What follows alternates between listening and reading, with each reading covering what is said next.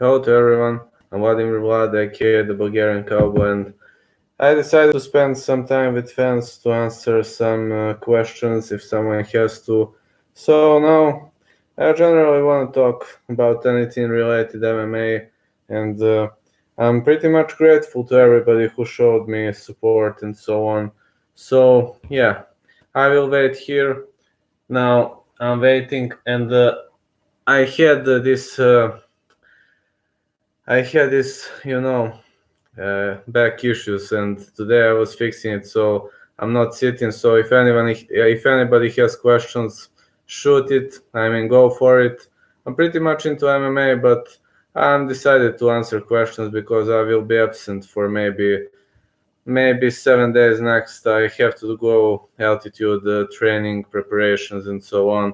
So anybody who has a question, I'm willing to answer. And just to know, I pretty much activated super chat because of you. I did it only because of you, because I like because I like my fans, because I'm ready to do everything my fans are asking. And when I get back from Bulgaria, when I get back from altitude training sessions, I will continue doing regular activities and so on. Probably we'll see. Probably even Friday, Saturday.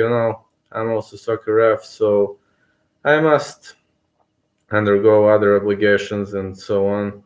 So yeah, I will be here and I will be answering your questions, anything MMA related. I mean, if you have any question outside of MMA or martial arts, if I know, I will try to answer. If I don't, but I'm an MMA fan, I'm an MMA specialist, and that's pretty something that shaped my life since the age of 5. And since I was watching the first event. I was pretty much hooked. I was pretty much hooked. I was like, a kid of 5 years of age, 5.5. I was looking at it, and my parents were like, "No, man, it's not for you. It's for someone else, for some other person. You're not from that world." But I was from that world. I was from that world, and yeah, I was definitely a guy born for something like this, for the world of MMA. I recently discovered my passion and found out that I pretty much love to be in this world and to share everything with about fighters. And this is I actually found my passion. Of course, everybody does other jobs and so on. I mean, we all have to do more jobs to survive, but at least once per week I will spend some time with fans, and I will answer questions. So from now on, I seriously plan on doing this about MMA. I mean, MMA has shaped up my life, and if it hasn't been it, I was just being born in the wrong part of the world, because I was always thinking what would have happened if I was born in the USA or the United Kingdom or any other part of the world where it's normal to be an MMA fan, but an avid MMA fan, not not a guy who just loves MMA and that's it. There are many other things and other stuff MMA related that are pretty much intriguing. And in my country, in Serbia, it's kind of fair country, but if you're a big MMA fan, you will face many difficulties in your real life because people don't have much understanding about it. And yeah, I'm willing to answer any question. I'm willing to go share my thoughts with anybody. And about MMA, I hope. Well, I will commentary Jones versus Reyes. I will try to be you know as great as possible. I will try to comment with the highest level of passion because the difference between me and many other reporters. When someone says this is the job, you must do this or this. No, this is not job. This is life. That's the reason why I actually now work for a company that doesn't limit me and doesn't at all control me or whatever. They honestly don't care, and that's the reason why I simply love doing such jobs because they understand that I have a passion for MMA and that I'm an avid MMA fan, a guy who lives for this lovely martial art and for this sport. That's me, that's me. That's basically me, a guy born for war, born for fight. And people kind of don't understand such things. People are kind of suspicious towards such things, and whenever they say it's a problem, I never retreat. I want I want to remain in the world of MMA until the rest of my life, and that's uh, that's the reason why I'm pretty much shaping up my life towards it. I'm kind of I'm kind of ready to answer any MMA question. You have to learn. You have to learn from the best to be the best, and everybody knows it. Even me. Even I say that to become the best, you must learn from the best, and yeah, basically, spending some high quality time with fans is always good. Is always useful. It kind of means a lot to me, because I found on the internet people who like to talk about the world of mixed martial arts, which is which is kind of amazing because MMA now is the greatest passion of my life, and no, I learned a lot from the fighters that I interviewed. I pretty much found out that they're just human, just regular people, just like all of us. And there are so many controversies in that world, in the world of mixed martial arts. For example, Stavi Konomu, Lindsey Van Zandt, they they kind of, they shocked me so much. I mean, when you look at Stav Economy, you would say that he is a dangerous guy and so on. But he is actually a great guy. He's actually a great guy, a great person. A guy who actually lives for this lovely sport, and the guy who plays with his cat. A very, very much sensitive person, actually. Also, Lindsay Van Zandt, man, she has two cats.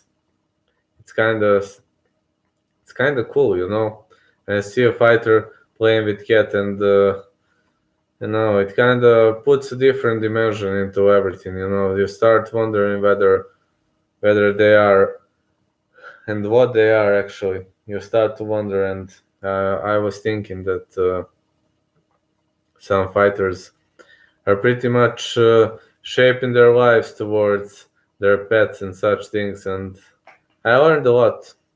I learned a lot from many of them. For example, Helen Peralta, she says that live uh,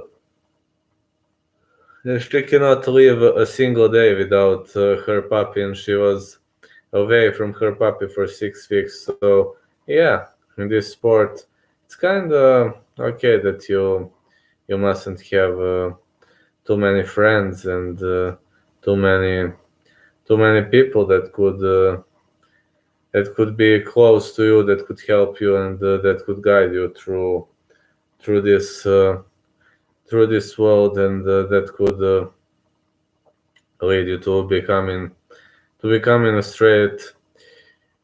strong person, and I kind of started to feel the same like the MMA fighters do, because I come from martial arts background, and I'm here I'm here pretty much in the world of MMA because this is something that kind of relaxed me all the time. That was the area of my interest, and yeah, and I'm ready to give a shout out to anybody. I'm ready to no, I'm ready to comment this, and I'm ready to remain in the world of MMA. When I return from Bulgaria, I will continue recruiting fighters for these lovely interviews and for these lovely lovely stuff. I'm ready to ask anybody anything, and the world of MMA, there is an endless number of fighters. That's the reason why I picked this. There's an endless number of fighters, and I love them so much. every single fighter, male, female.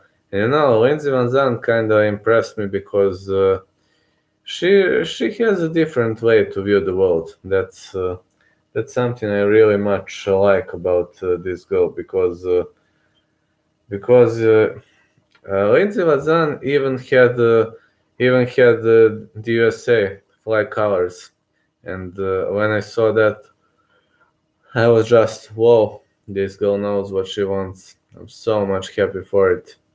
This girl definitely knows what she wants and what she's ready to do, where she's ready to go.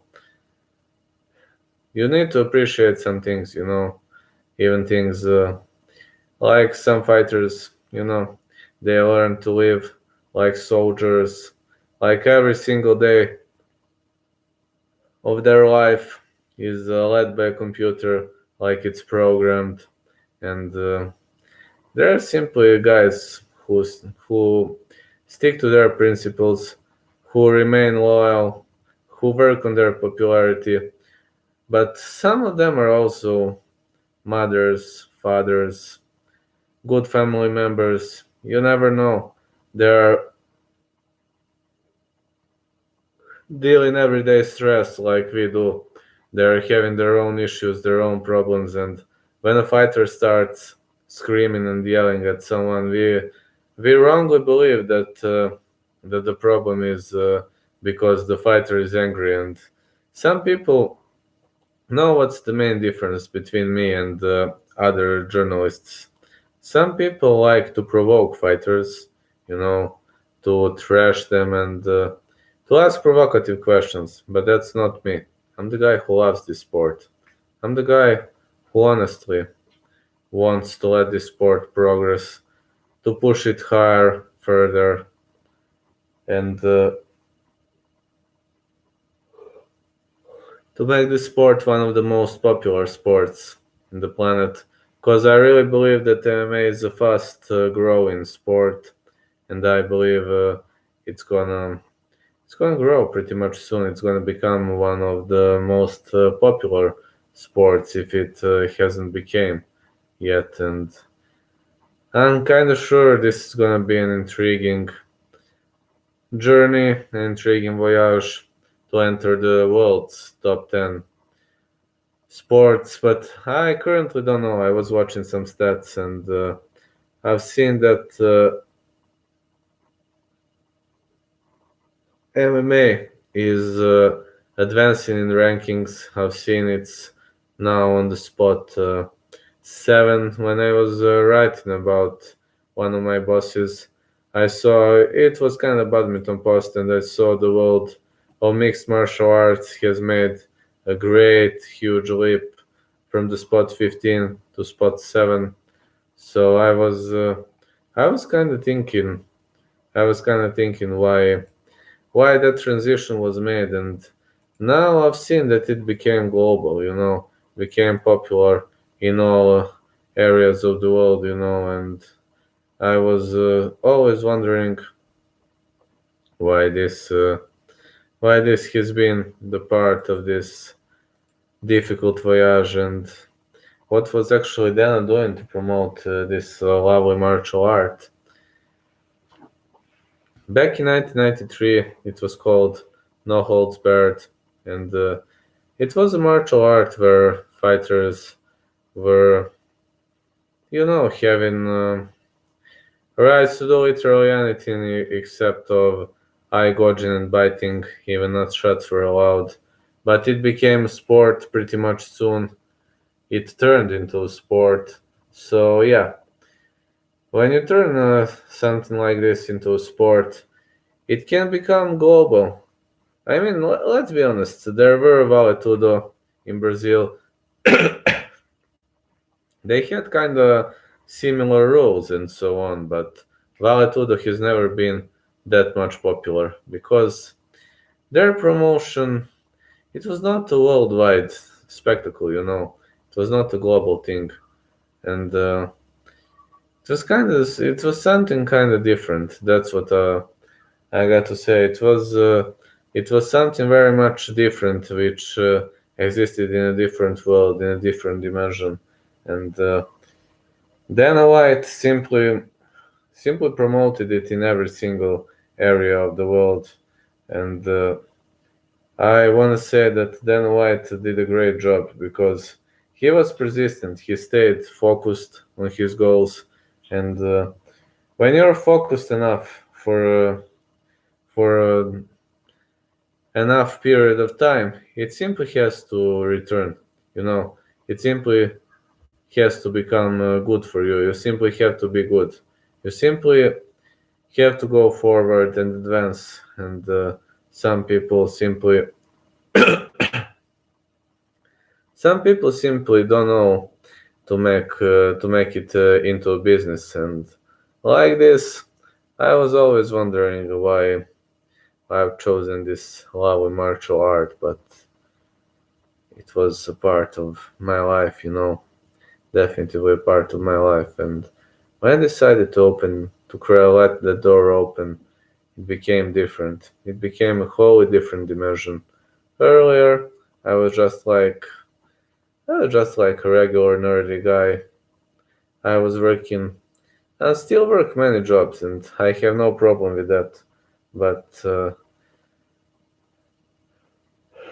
I'm learning web design because I must have how you say a solidly paid job. I need to pay my bills and so on. But MMA is a passion. That's the difference between MMA and all other sports in this whole planet I've ever been into. MMA is a passion, ladies and gentlemen. MMA is a real passion. Looking back at MMA, I followed it for more than 20 years. I learned almost every single submission, and I learned that MMA guys, girls, are made of flesh and meat, flesh and meat, flesh and bones. These are them, just regular looking people, and just regular guys who want to remain in the world, who want to fight, to progress, to become the best. Is something that kind of intrigues me a lot, and even today I've got more followers on Facebook, on Instagram, and I was in the wrong area of the world for a very, very long time. I was working in soccer, but I realized that I don't have much to discuss with them. When they start talking to me, I was like, man, what the hell should I talk to them? Sir, please help me. Sir, please this. Sir, please this. It's kind of boring, kind of very boring, at least to me. I'm not much. I'm a soccer ref, but I'm not. I'm not having a passion for soccer. That's intriguing. That's kind of intriguing because I really don't have a passion for soccer. I'm like a guy, like a guy who lives the MMA life, and that's what people could never understand. They were even selling and saying me that I'm like this, and they don't understand me. But you know what matters? MMA fighters understand me. MMA world does. I found kind of support here, and I'm so much, uh, I'm so much happy to get over than 1,700,000 subscribers. So yeah, this is kind of intriguing. Now looking back at some news from today, Israel Adesanya said that Yoel Romero win will look easy, and I don't know. He's making his first title defense against Romero, and he has a scary nature of competition. He was scheduled to face Paulo Costa, but Costa he's sidelined due to an injury, and the new challenger it's Yoel Romero, the guy Costa defeated to get a title shot. Romero, he can terrify anybody he faces. I mean, for me, Adesanya should be no exception. But Israel spoke to Submission Radio and he said that he doesn't afraid of the Olympic wrestler. And I was always thinking that Adesanya maybe he is not telling the truth. He is not taking his opponent lightly, but expects things to go fairly smoothly. And I've found that he said, I've had some tough tests right now. I still think Kelvin has been my toughest fight so far physically.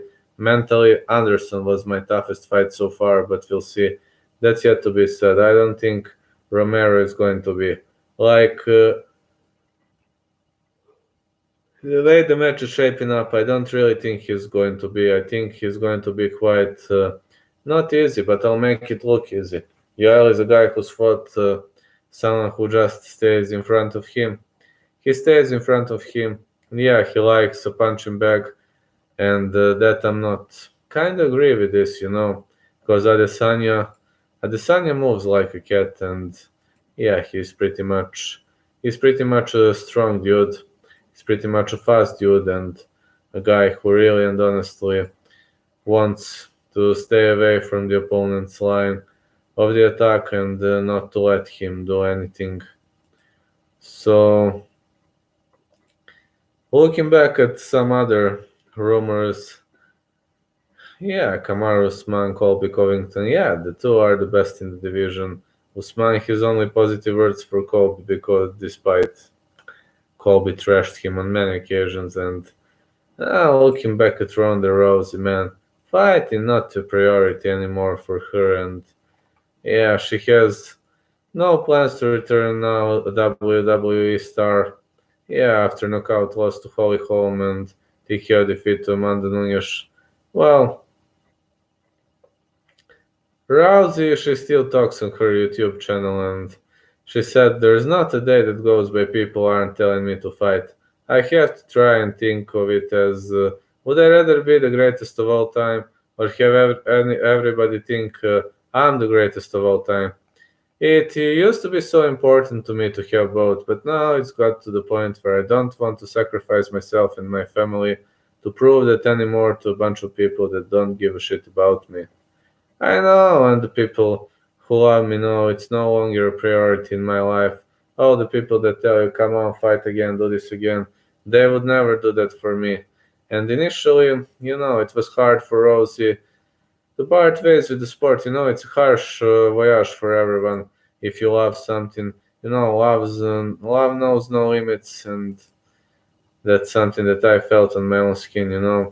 I even stopped living with my parents because of that, because they didn't understand that big level of passion. I mean, they were like, "Why are you doing this? Come on." I mean, we disagreed about that, and it's kind of normal. After all, for Ronda Rousey, mixed martial arts was such a huge part of her identity for many years. But looking back, as well as the current situation of other fighters, she kind of feels she made the right choice in the end.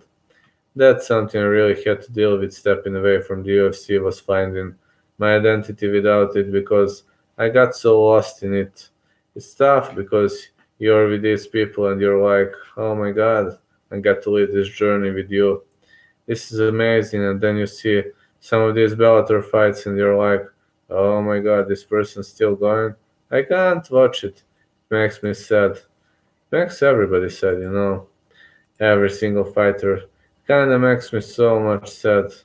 But the epic statement of the day is definitely Anthony Smith when I saw that John Jones is beatable, not like Daniel Cormier says. I mean, John Jones is beatable, and Thiago Marata Santos proved it. But looking back at you, I don't know, bro, whether it's beatable or not. But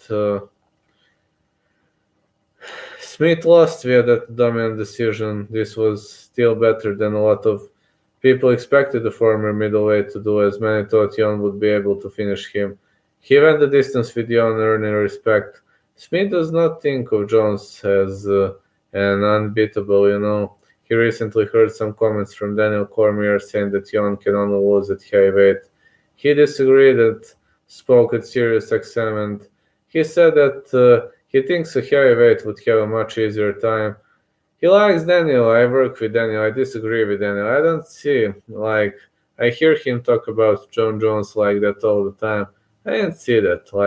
I didn't feel like then when I was there with John Jones, I don't feel like that. I didn't feel like I was in there with a dude that was unbeatable. And when I hear DC talk sometimes, I get the feeling as if he's talking about someone who's unbeatable. And maybe Anthony Smith hasn't proved it, but the guy who actually proved it was Thiago Morata Santos, who proved that you can fight John Jones to a very close decision and a very close fight. So yeah, and looking back at this, Rafael Lovato Jr., it was one of the saddest news I've ever seen because I've seen that Rafael Lovato Jr. is sidelined with brain condition. It's kind of sad to me. It's kind of sad because fighting career endangered, and he is such a legend.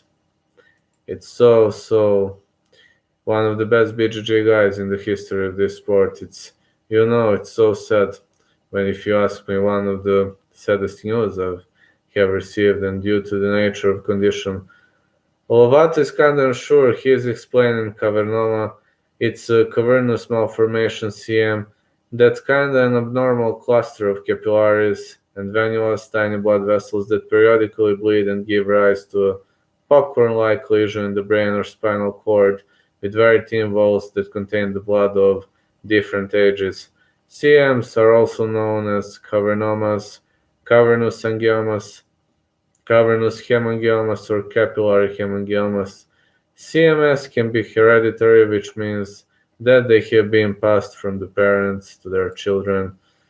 And unfortunately, Lovato kind of spoke about his condition, fighting future, and in Joe Rogan's podcast, he said that there is no studies that say getting hit in your head is going to make your cavernoma worse or cause you to bleed and something is going to happen. But I think he will try to fight again. That's at least what I'm rooting for, what I'm hoping. So, but Rafael Lovato Jr. is, at least for me, he is one of the best BJJ guys, and it would be a shame. I don't want to say shame. It would be, hey Justin, how's everything going? It would be pity for me, to see him out of the octagon, and yeah, I got used to him. Justin, if you're still there, to say thanks for Lindsay, it went even better than I initially expected. She is also a huge cat lover, just like me, and it was not only kind of connection. She has the cutest cat I've ever seen. And yeah, it was a great interview, and I've seen you had a new one too. You had a new interview too. So congrats on it. I hope I listened most of it, and I got to say you're progressing well, bro. Yeah, I got to thank. Yeah, she has so cute cat. Let me see now. Yeah, you can see on the interview the cat is so cute, man. She even zoomed cat at one occasion, and yeah, we even last 5 minutes we were talking about cats. And I only talked about cats with Stavi Konomu, and now I know the three greatest cat lovers in the world of MMA. It's Stavi Konomu, it's Lindsey Van Zan, and it's Bob Sapp. So yeah, definitely. I learned something definitely new, and Lindsay says that a cat gathers negative energy, and my brother he has three cats, but he's kind of uh, no, he's kind of not kind towards them. But when cats see me, they sprint to play with me. But when they see him, they are staying away from him. And Lindsay and I kind of understand it. And Helen Peralta, I kind of understood that. Unfortunately, not yet, because I contacted him, and Alexei Olenik doesn't speak English pretty much well. So I contacted him and told him to make a deal with with his team because that's what he wanted. And I say, no problem, Alexei, go for it. But he can't he needs a translator and so on. And I'm speaking Bulgarian, not Russian, Serbian, but not Russian. I don't understand it good, so it's kind of a language issue. And I'm heading to Bulgaria in the next 2 days. I will be absent for maybe 6, 7 days. So I will see about Alexei. Of course, he left me his WhatsApp contact, and we will see. I hope I will get one. I will also shoot on other fighters. But if you want to push your luck with Alexei, let me just see. If you want to push your luck, I will tell you now. Hold on a sec. Alexei Olenik, where did he send me? Hold on a sec. I'm scrolling this phone. Yeah, it's direct message on Instagram. I sent him, and then he sent me his WhatsApp contact, and yeah, his English is. I don't want to say it's kind of okay, but some questions are kind of tough. He said he needs a bit time to prepare, but you can test your luck. I mean, Alexei is very responsive. I learned it from one of my followers. It's I don't know to spell his name, but he tells me to call him Genghis Khan. According to this military guy, he tells me to call him Genghis Khan. He told me that, and I kind of sent him a direct message on Instagram, and Alexei responded. I think he responded after 3 or 4 days. I don't know how to check when the message was sent because I don't know how to see that in the messages. But I sent him the message maybe one day after his win over Maurice Green, and the fight was. My time, the fight was on Sunday, and he replied on. Was it? I think he replied on Wednesday, but I'm unsure. I'm unsure of that. I don't know which else fighters are active because I didn't have much time to shoot in. Helen Peralta is so active. Sometimes she is, sometimes not. But I sent her. I think I sent her. I don't know. Maybe 10 days ago, she replied after 5 or 6 days. She accepted, but she is not that much active. I mean, you can have luck with her. She is scheduled to fight on March 14th, and we'll see. We'll see. I mean, she's a female BKFC champ, so a lot of respect for her. Believe me, a lot of respect. I I respect a lot, especially female fighters who you know who enter the cage and so on. But even bare knuckle, I believe it's more brutal, especially for female fighters. But yeah, I have a lot of respect for all of them. And yeah, about other fighters, I wasn't sending much, because I must go altitude training, and I must, I will be okay. I mean, I answer messages and so on, but I probably won't go to YouTube for 6 or 7 days. I will go to have some rest. So I wasn't scheduling much. I will see when I come back which fighters are responsive, and I'll let you know. I mean, you can always shoot me on Instagram, and you can always text me. That's not a problem. And do you have some interviews scheduled, Justin? I saw the one with Hector Lombard, so I was unsure because when you asked him whether he deserves such a shot because he had 6 losses in a row, he didn't get emotional, and yeah, he's a real pro. But you ask pretty much interesting questions. When I listen to your interviews, it's kind of intriguing. It's kind of interesting. It's kind of interesting to me because I kind of learned a lot from your journalistic skills, and yeah, I was before I spoke with you. I was kind of rocking around the same stuff over and over, but now I started looking a bit wider picture because people. Uh, I don't know. You can't understand my interview with Alexander Stoičić because he's from Serbia, but it's in Serbian language. But he told me that people like to hear those different things. Something like what they've been through and the hidden side of their successes. Because he say, listen, everybody are contacting you when you succeed, which is what I absolutely agree. But nobody cares about what we've been through. And since I wrote that, I said, all right, this guy knows something. I said, okay. Alexander Stoičić, he kind of warned me that I should pay more attention to what the fighters have been through. And about Helen Peralta, it's actually the best part of interview was all right. She was talking about her titles, her achievements. It's awesome. But when she said that she had to be 6 weeks without her puppy, I kind of got emotional. I'm a huge cat lover. I'm okay for dogs. I'm not just a big lover. Dogs are cute, but I'm pretty much more into cats. And when I saw that, and then Lindsay told me that after she speaks, after she comes home, the best thing she could do is when a cat gets into her lap and when they start cuddling and playing each other. Yeah, when they start cuddling and playing each other.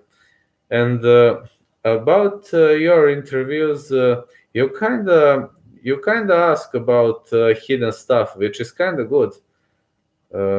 No. You don't ask good questions. You ask excellent questions. Come on. Please don't undermine yourself. Come on. You ask excellent questions. You ask amazing questions, especially in the interview with Hector. I was kind of with some questions.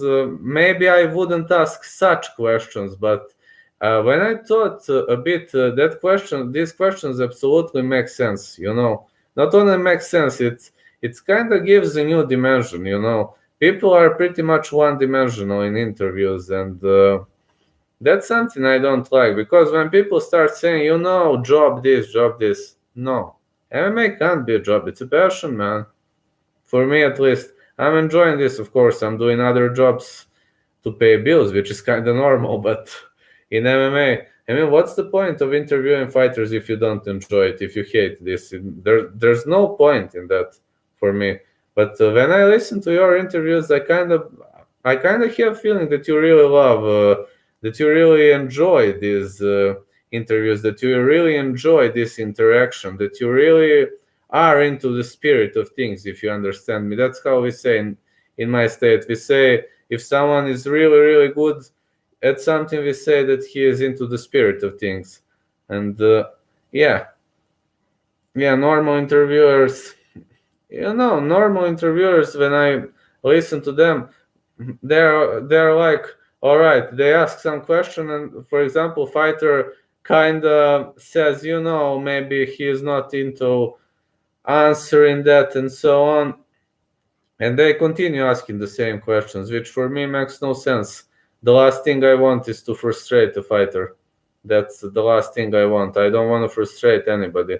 Fighters are under a big stress already, and this is the last thing they need. I mean, if you stress him too much, there is a chance he won't come back to give another interview. And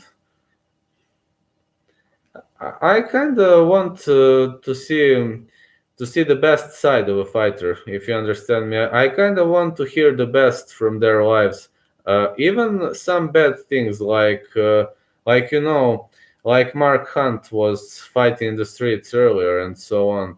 Even some worst things of their lives can actually become the best because they change their lives because of that. That's amazing. For example, Natalia Frederick, Cage Warriors champ. That was my second interview, and I really had no experience. And we talked a lot before that. Natalia and I were talking on Facebook, and I asked him, listen, are you fine to ask you something like that or not? And I was expecting he'll go crazy, but he told me on his own, listen, I want to talk about my background.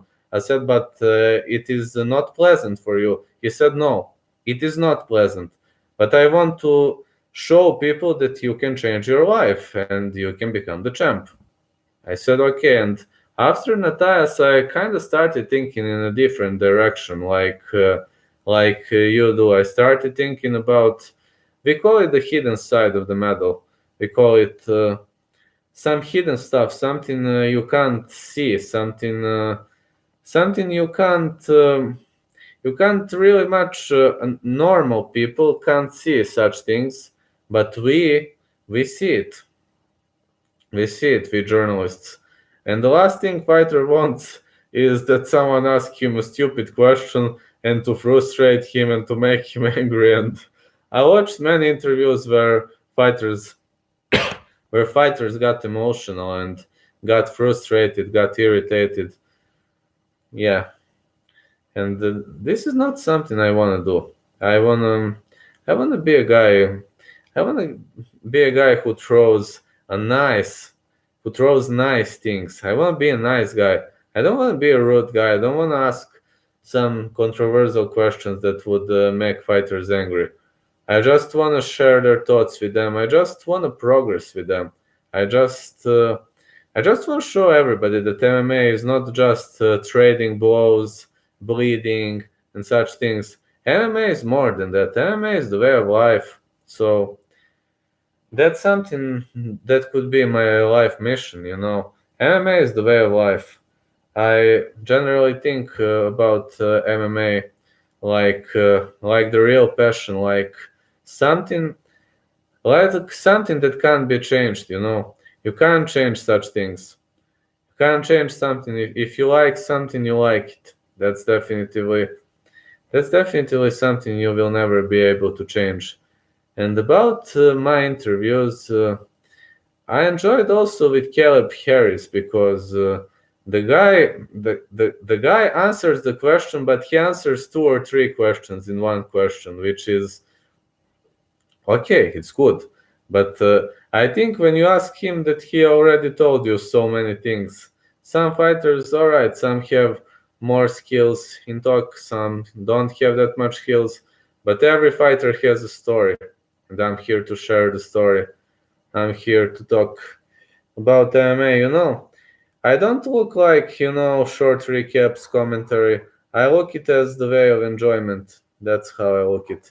I look it as something that boosts me, that's something that gives me wings, that pushes me forward, that teaches me, yeah, that teaches me to become better. Yeah, Justin, thank you. And that teaches me to go further with them, you know. Fighters like to share specific things, and fighters don't like to share some unpleasant things. I mean, maybe some of them do, but you know, it's always a good idea to ask fighters and to ask fighter before the interview. That's how I do. Before the interview, before I start filming, I send them questions and I say, okay, do you want to answer this or not? If you don't, tell me. If you don't like something, we can always cut that part. That's not a problem. I mean, that's not a problem. Why would this be a problem? You must go forward. You must brawl for your results, you know. That's that's something people don't understand. That's something no problem, Justin. No problem. I will also be right back, maybe in a minute. So sorry, please, everybody. I will be back in 1 minute and continue talking.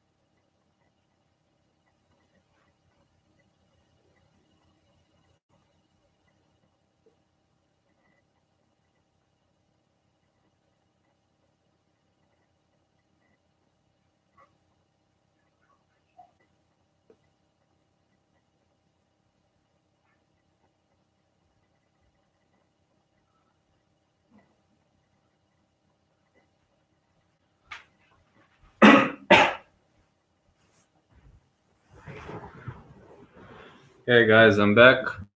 Now let me just put this lappy.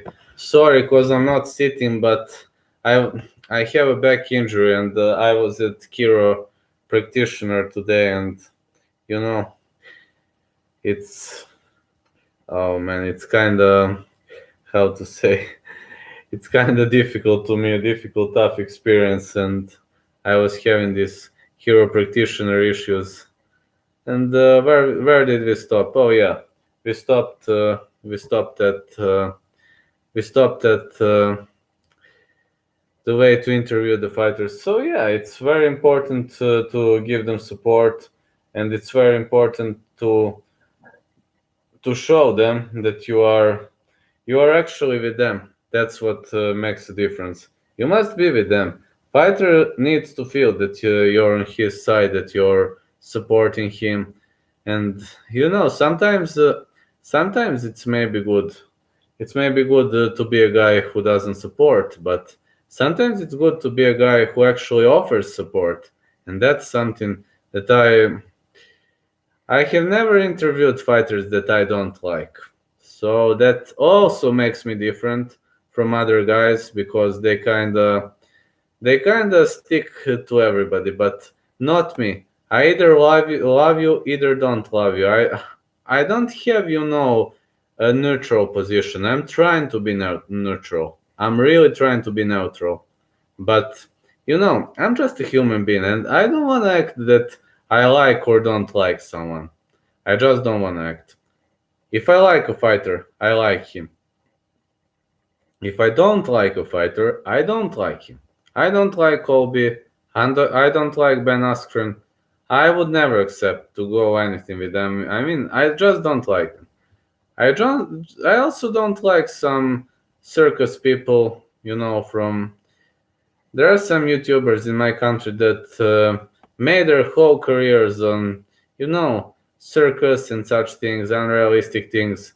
And I also said in my native language that I would never interview one of them. He's called Nick Sajiju, by the way, and he's kind of popular and so on, but he knows nothing about MMA. And why would I interview a clown? I don't need clowns. I need real people. People who really and honestly like this sport. I need such people. That's what I like. People who like this sport. I don't care whether you're a world champion or just a regular amateur martial artist. No, why would I care? Everybody deserves a chance. Everybody, guys. I mean, country doesn't matter. So what? I mean, everybody deserves a shot. That's how I'm talking about it. I wanna be I wanna be a guy who promotes this sport. I wanna I wanna be a guy who shares the passion about this sport. And I picked this. I'm doing this tonight because I will be absent for a few days. Sorry, for a whole week, and I must help people understand this lovely sport, and I must help people become better. And there is no better way to help people become better, but to show them, but to help them understand that that's the only way. That's actually the only way because people are sometimes too lenient, and even with MMA fighters, you must be in that world, but you must show them that you deserve a chance.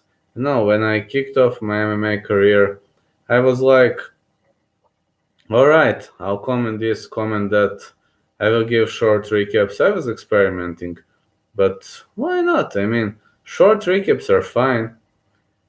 I'm kind of remaining into the spirit of things, and I'm helping fighters overcome the obstacles and become the best, to share maybe their pain, to share their problems and such things, to show the world that they're still progressing, they still want to be the best. And some fighters have been through hell in their lives, and this is the area where I kind of don't understand journalists that much, because Some of them, they simply start barraging them with unnecessary questions, even asking provocative questions. And maybe they're here to provoke someone or to irritate them or whatever, but not me. I'm not there to irritate them. I'm there to, to show understanding, to share everything. I'm there to make a deal. It's something that makes me different. I'm there to, you know, I'm there to become, I'm there to become the part of it, to become the person that really and honestly helps them become bigger, helps them become more popular, helps them get the promotion and so on. So yeah, everybody everybody deserves a chance to promote himself and to become better and so on. So why not give it to them? Why not? Everybody loves to get some public attention, especially fighters, especially fighters who build their careers. All right, some megastars also like to talk for media. It's okay. I mean, it depends. When you become a megastar, it really depends on a fighter. But some like, some don't like. But I've got to say that this is cute. For me, this is cute because you are helping them, they're helping you. When you start watching this as a job, well, then you're in trouble. Then maybe you should start thinking of changing your profession. Because why would you do something if it irritates you, if it gives you too much unnecessary stress and such things? To me, it makes no sense. To me, this is not unnecessary stress. This is, like when you pet a cat, it relaxes you. MMA relaxes me. I could do this whole day, every day, and I would remain relaxed. When I was working for my previous boss, he was constantly saying this is job and he was constantly raising unnecessary stress. And I kind of don't like it. You're not achieving anything with such behavior, with such attitude. Too strict rules, it's simply not good, at least for me. You need, alright, you're the kind of a guy you are and you can't change much, but you know what you can. You can work to improve yourself. You can work to become better. You can simply try. You can always try. You can put some different questions into it. And there's no need to be unfriendly. And it's kind of unprofessional, trashing fighters. It's kind of unprofessional. I kind of believe that. All right, they trash each other, which is normal to build the hype, but we journalists, we should be neutral. But I simply can't be neutral when someone is a bad person. And why would I support a bad person? For example, many people are saying Gilbert Burns is the man, and of course he is the man. Because he's the first UFC fighter who accepted an interview with me, and Gilbert Burns is actually a guy who, how to say, who helped me build my career. Back then, I was not in a nobody, and I just shot an Instagram message. I was writing a bit about him on my website. I still do when I have time. I was writing about him, and when I saw that Gilbert Burns, he kind of shared a few posts. I asked him, "Would you be interested for an interview? Can you please give me one day to prepare questions, so on?" And Gilbert said, "Yes, why not?" I was like, "Wait, the guy has more than 100 followers on Instagram, and he's ready for an interview."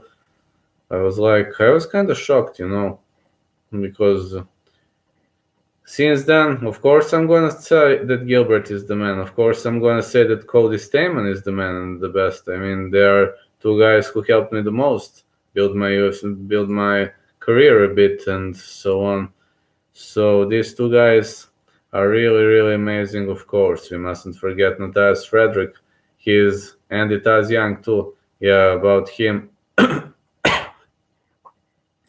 My first interview was actually with Andy Taz Young. The way we introduced each other was kind of funny, but why not, man? I mean, you always have something good in your life. Good things happen for a reason. We are all built to be good and to be bad. To We are not robots, and that's something regular interviewers can't understand. They're doing this for some company because they're like robots and so on. The new company I'm working for, they even encourage me to do interviews, and they even share the screen on of my live commentary. They're even calling me a Bulgarian Joe Rogan, which I'm kind of so happy because of that. It's not only a confession. It's the way of respect. Nobody has ever given me and shown me such a level of respect.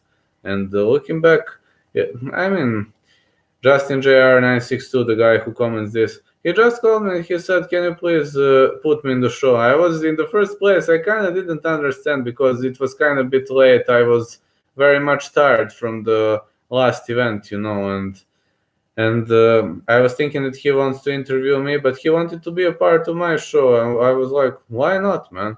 I mean, why not? I didn't care how many subs he has and so on. I saw the guy has passion for MMA, so why not give everybody a shot? I mean, you should give everybody a shot. That's simply my politics. But at that time when we had the first interview, I was kind of pretty much tired from that rocky weekend, and from those obligations. I was pretty much busy with many things, and I was thinking about it so much passionately. I was thinking about it. I was even having a problem because some bad things happened in my life, and that day I kind of found out that you can change everything. You can you can become good. You can become popular if you want to. You can get into the spirit of some things, but you must work on yourself. This is something people don't understand. If you don't work on yourself, you will never reach anywhere. For example, I was having such a huge problems. I don't know whether you are in the Illustrator and so on, but I was having so big problems with Mesh tool, and until I learned to use it, I was having so many big problems. But why not, man? Today when I see Mesh tool, I'm kind of even happy because fruits look different and it's kind of better. For me, at least, it's better. And some things can really enlighten you, just like MMA enlightened me. It turned me into a better person. It turned me into a happier person. For example, I was pretty much yesterday. I was pretty much hyped for a very very long period of time after the interview with Lindsey Van Zandt. All right, I mean, the interview was great, but her cat was even greater. When you see this little animal in the lap of an MMA fighter, there's no better sight seen. There's no better sight for me. It was so cute. Both of them are so cute together, and especially, when I saw on stuff on Instagram the photo where he plays with that cat. That white cute cat. Oh man. If you ask me about that or $1 million, I'd say a picture with a cat. Many of you will think that I'm lying, pretending, but no, man. When you love cats, you really love cats, and it's kind of cool, at least to me. It's kind of cool if you can combine some various things from your life, and if you can turn it into your passion. Why not?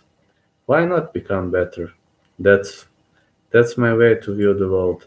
You should always strive to become better, and you should always try to improve your skills and to work on yourself, to let someone get to know you. That's the hardest one. Today, I was at my hero practitioner, and he told me, listen, Vladimir, what?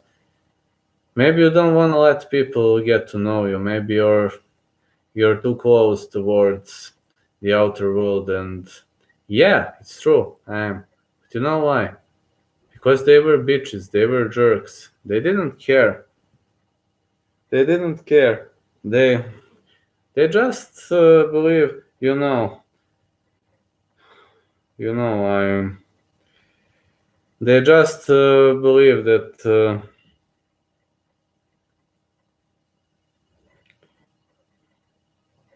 I just believe we disagree because they believe I'm a loser. I believe I'm brawling and fighting to become something in my life, and yeah. Oh, would you please stop? Come on, stop, man. Why do you have to do this? Sorry, my brother is an idiot. Would you please stop? Oh, yeah, you're talking to him. All right, man, just give me a break. Yeah.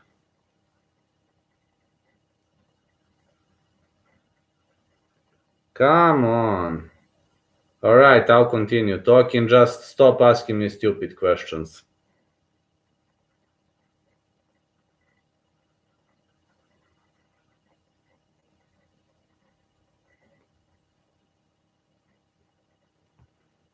Oh, man. All right. When it comes to fighters and cats, if you ask me this or $1,000, which are three greatest cat lovers in the history of this sport? Oh man. Hey Justin. Oh, this my brother is crazy. He was just trolling me 1 minute ago. I told him to get out of the room. Yeah. Just a moron. Yeah, we don't live together, but tonight he came and but luckily he's out of the room now. I broadcast regularly. So I guess you watched the interview with Lindsay. And yeah, it's kind of her cat is very cute. So what's the next in plan for you anyway? Do you have some interviews scheduled next? I saw the one with Hector. It's kind of how to say. It's kind of different compared to others you worked until now. It's kind of how to say. mm, yeah, it has more quality. It's for me. It's for me it's better. The one with Hector. It has more high quality questions. Julian Lane next. Let me bang bro guy. Whoa, you're great, Julian Lane. Great job, bro. Great job. Listen, I'm so much happy because we cooperate. I'm so much happy for it. Because I learned a lot from you. I mean, I never looked at anybody towards his age and so on, but it's a good call for me. And hold on a sec. Come on, stop, man. Would you please stop? He is hitting the walls. All right. And yeah, I'm pretty much happy for the press conference. And when I get back from Bulgaria, I'll watch your interviews. I'll also PM some fighters, and I was hoping Gilbert would accept interview with you, but I don't know. Kind of, maybe, but just maybe. Don't stick to my word, but maybe he didn't reply because he is now working training camp. I believe this could be the reason. When I get back, I'll try to hunt down his brother Herbert. When I get back, I'll try to do this, and I will see. But about press conference, it's awesome, man. It's awesome. I'm very happy for you. I'm very happy for you. It's a great achievement for someone like you. You know, it's really really good, and got to say, it's very much great achievement. All right, Mark Coleman is managing you and so on. It is good, you know, he can help you and so on. But you know who I was having? I was having nobody in this. I was literally having nobody. And when I started building the career alone, people were like, "This guy is a crazy YouTuber. What the hell is he doing? What the hell is he working on?" And but no, no, I'm not that type of a guy. I'm a fighter. I would never give up my dreams. That's just me. I want to be. I just want to show the world that MMA can be very popular. That you can make it. You can make it very much. You can make it very much popular in everywhere. And yeah, yeah, we will see. We will definitely see. I believe some things are going to happen soon in these interviews, and yeah. But the best day of my interviewing career is when I met Justin Dempsey,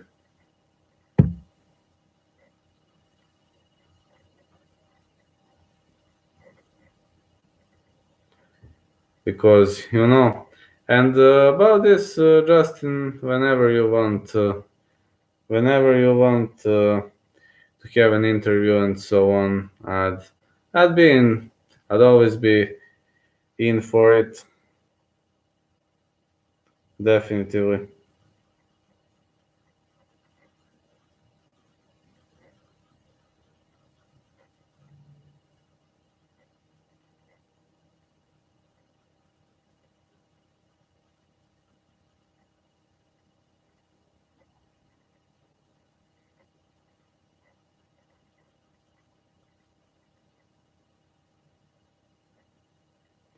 And yeah, definitely.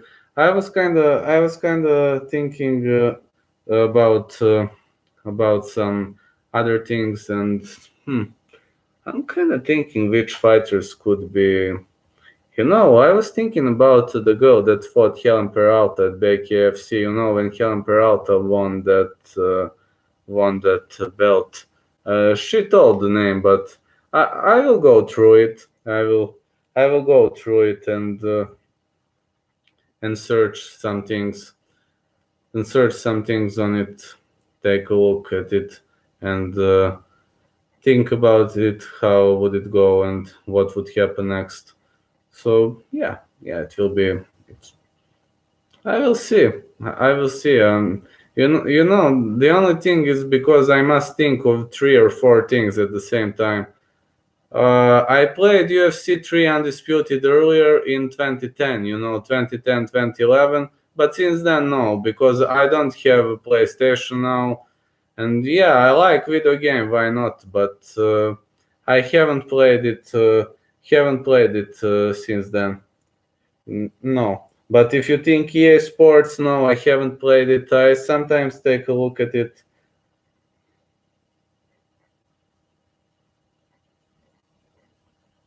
And yeah, generally, this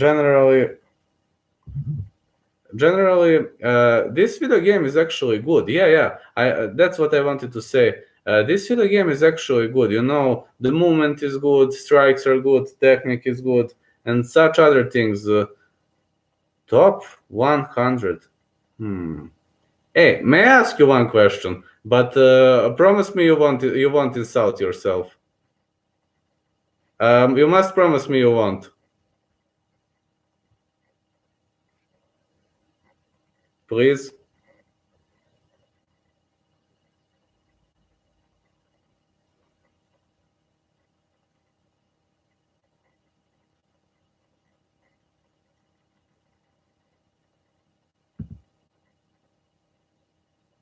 You won't. All right. Listen, I was thinking about something. Can you make a fighter at that video game? Just make a fighter. Just to look like someone. Is it possible or not at EA, or whichever one you have? Is it possible or not to make a fighter if you have somebody's face and you can? Huh.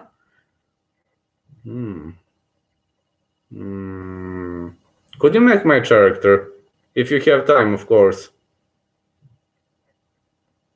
I mean, not obligated, just if you have some time. Maybe month, 2, 1 year, you can?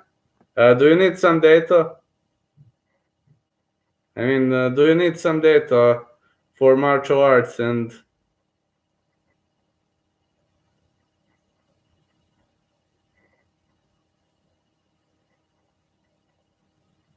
I mean, you have this southpaw fighting, all right, tell me which data you need. I just don't want to forget anything. Please tell me which data you need and I will send you. I mean, I forgot. At UFC Undisputed 3, I was making it, but it was 9 years ago. And, it was 9 years ago. And, all right, you need height, you need division, and what else? Fighting style, full name, date of birth, type here in chat. Okay, I will send you this on Instagram, all right. I am writing to you now. Hold on a sec. I'm writing.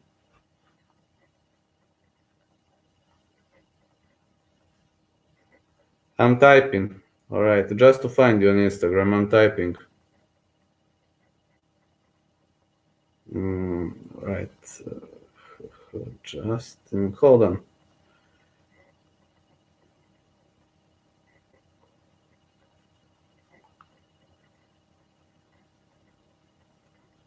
All right. If I write full name, if I write full name, I don't know if there is so much space, but in Bulgaria, they know me under this.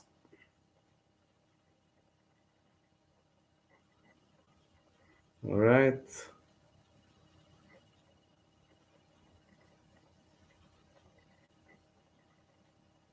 All right. I'm typing now. All right. Date of birth. All right. I'm typing it.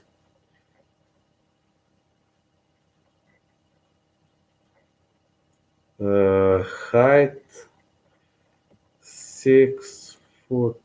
All right. I'm typing. Weight, welterweight. All right. You can download my face wherever you want it from. All right. I have it without photos. And about hairstyle, put whichever you want. Place of birth.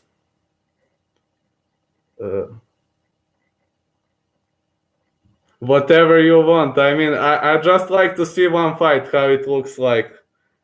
Whatever you want. About place of birth, I'd hope you can put the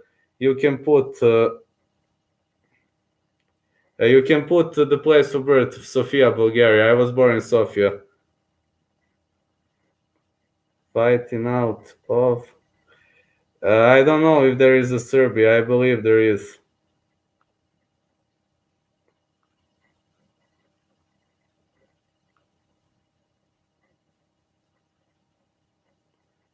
Yeah, I'm typing. Hold on a sec. Stance. You probably need a stance, right? Stance southpaw. But I'm strictly southpaw. I don't switch stances very rarely. Fighting style. I don't know what there is under fighting style. Just put taekwondo and kickboxing. All right. I'm looking the photo. All right. I'm looking grappler. Listen, striker, but people call me counter guy, counter striker. If you can put something like that, I'm watching now. You have brawler? No, I don't brawl. I strike and stay away. How do you call it?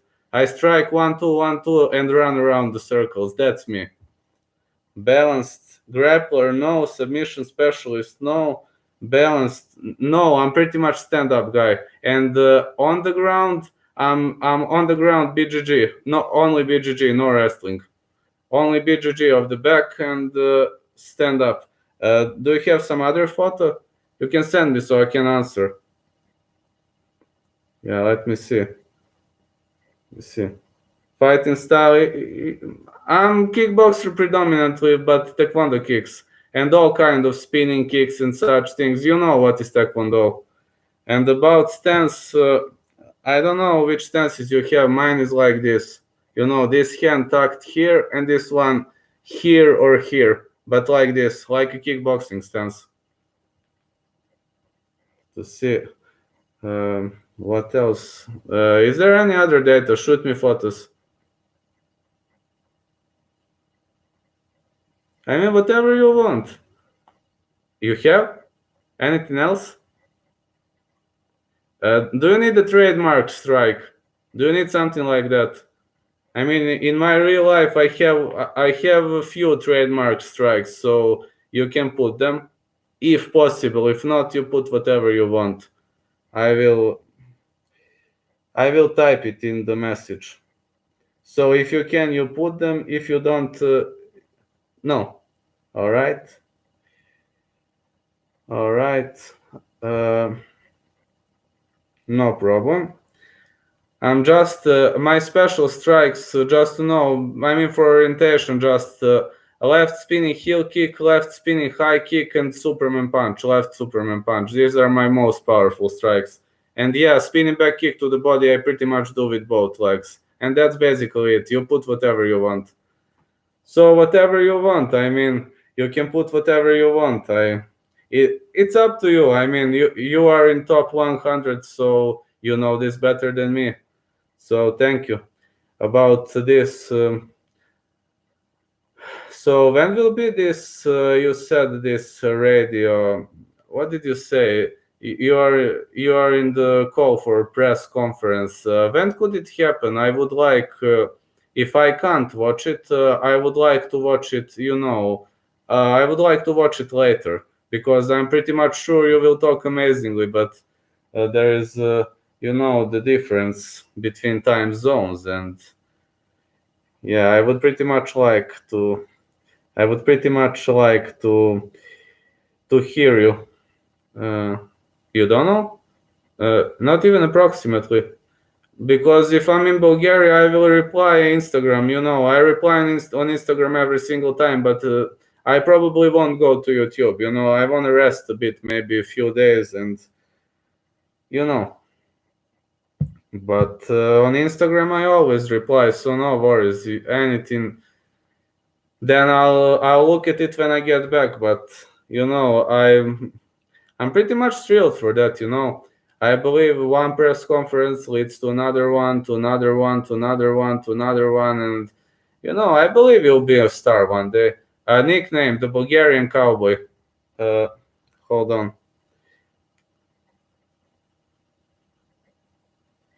That's my nickname. But you can put something similar. I sent you via Instagram. I don't know which nicknames you have. I don't know. In the last game, there was only Cowboy nickname, but I don't know here. Fans gave me that nickname, Bulgarian Cowboy. It's kind of, I kind of accept it, because many fighters say nickname is something that you don't judge. Nickname is something that somebody gives to you and it stucks and you accept it. So, in the first 2 or 3 times, I was like, oh no, man, why this nickname? Why this nickname? Then, after third time, fans said it, I was like, hey, I like that. I'm Bulgarian and I have a cowboy. This is not even a cowboy hat, but I don't care. I mean, you can put any nickname, but if you have cowboy or something like that, but whatever you want. I think there is Cowboy nickname because of Cerrone. That's his name, I believe. His nickname, I believe. Yeah, I'm just looking. I'm just looking now at the moment.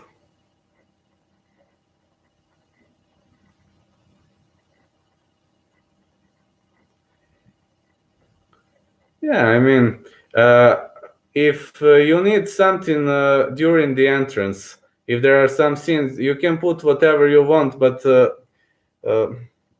if you need some info, I will now type.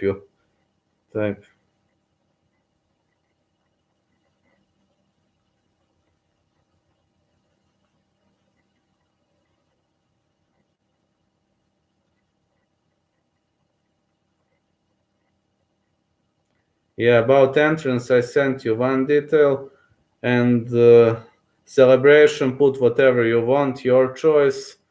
Because when it's my entrance, when I was fighting earlier, I was like ignoring everybody, and that's me. That's just me. About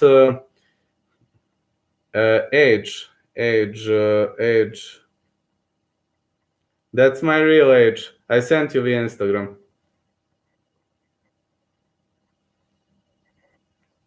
And about those, what else I forgot? All right, entrance is like Stone Cold. Celebration, put whatever you want. I have never celebrated that much. I've never been that guy. Hold on a sec. I need my laptop is running low on battery. I need to plug it in. I'll be back very quickly.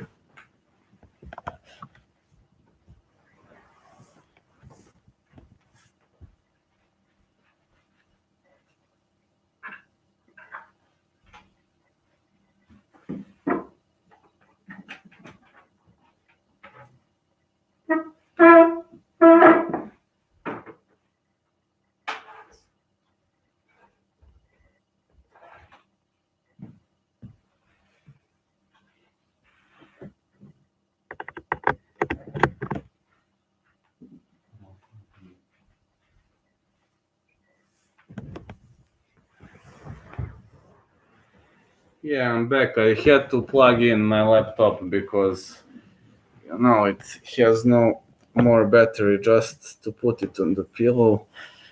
I can't sit normally because I was at the chiro practitioner today. Come here, Lappy. There you go. Yeah, age 32. Let me see if I forgot something. All right. If you can put some flag, for example, if you can put a flag when he enters or something like that, you can put Bulgarian flag. If not, put whatever you want. That's basically it. If we're talking about the way it looks. And yeah, whatever you want. I mean, if you want to play career, go for it. If you want to play one match, go for it. I would just like to see one match how my fighter looks like, and of course, I'd share it on my channel if you don't mind. I mean, you know, it's kind of cool to me. But okay, we can always shoot it on Instagram. We can always make a deal. That's something. That's something we can always discuss. I'm always open for suggestions. Body hair, no, no. I remove all body hair, even from legs. Even from legs, I go waxing. No, not at all. See, not at all. See, no, not at all. I remove everything.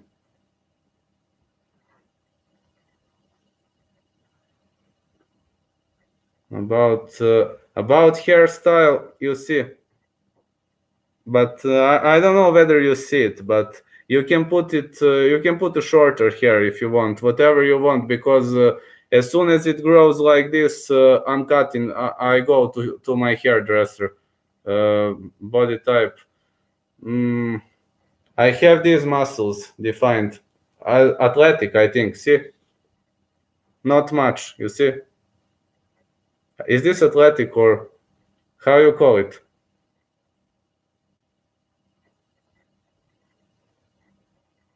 I think it's athletic. I mean lean, athletic. I'm not some no. No, I'm kinda I was actually one of the skinniest guys in the division. When it was welterweight limit in Taekwondo, it was I think 182 or something like that. I was always around 177, 178 because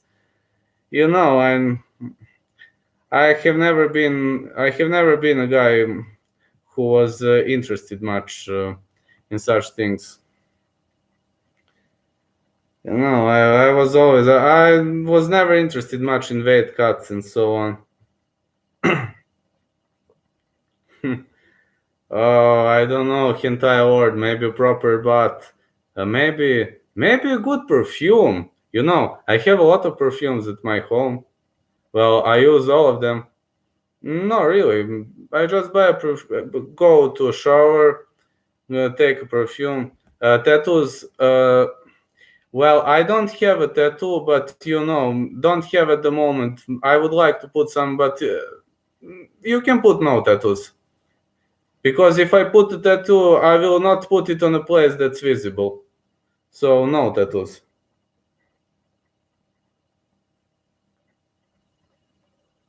Yeah, actually.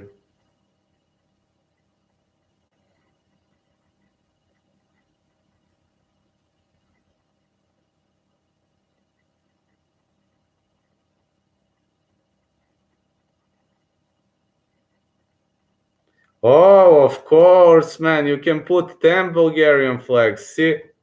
You can put 10 Bulgarian flags if you want.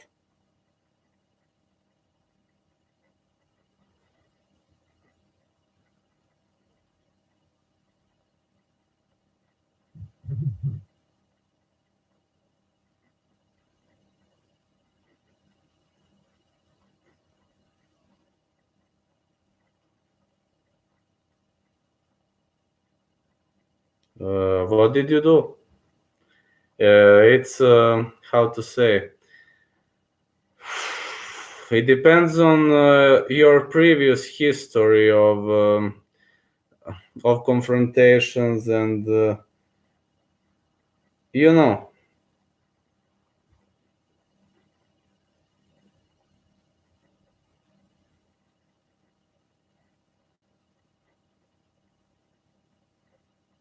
Mm, you know.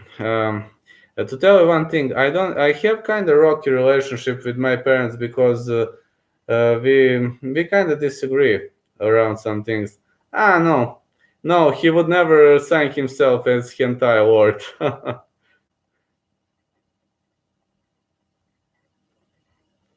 I'm gonna kill him now. Hold on a sec. I got a kid on the floor and I started to elbow him in the face.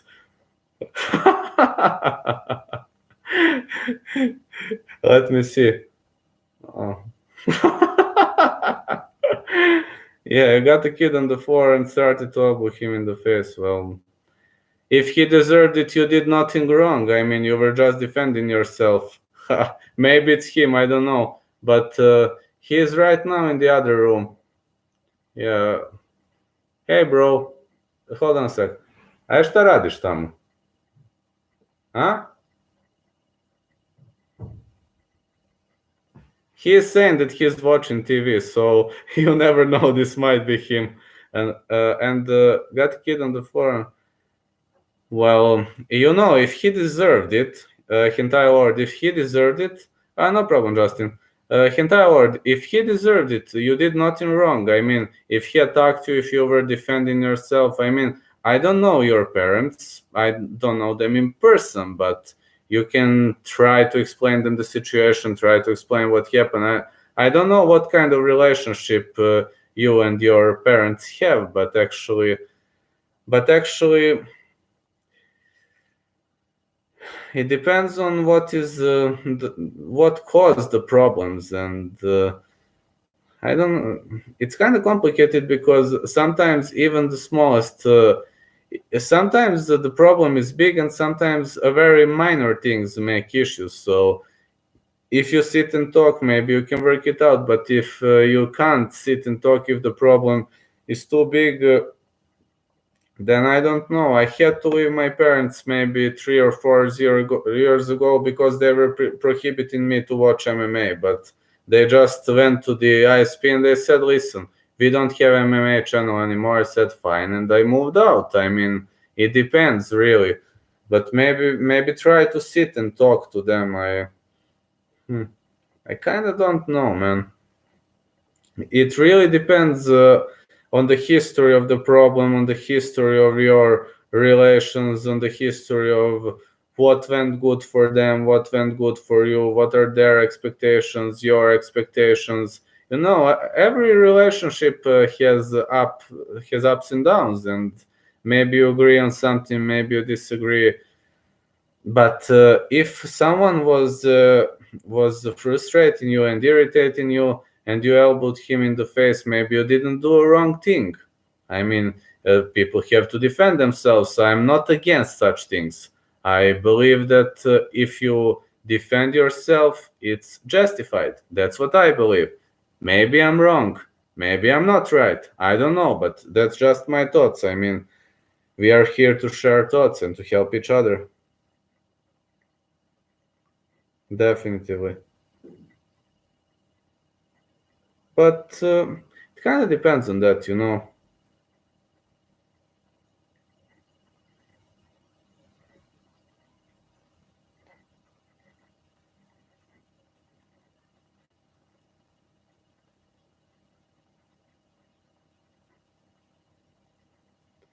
It really depends, you know, on some other things, Rocky stuff and so on. And Justin Dempsey is creating my character, Justin JR 962. Man, it's so awesome. I'm so thrilled about that. Hats off, bro. You know, it's hats off. Hats off, bro. I'm not doing this many times on many occasions, but hell yeah, I'm so happy for it.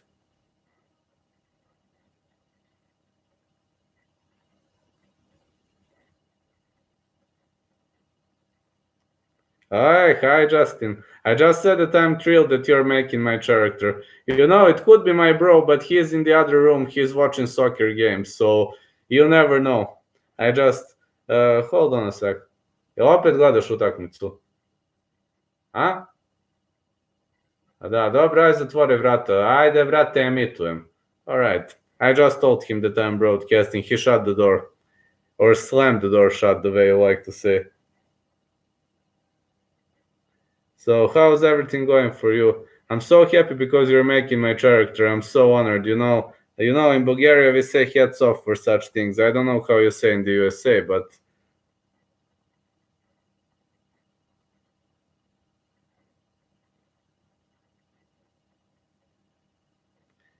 oh man, it's so great, so great.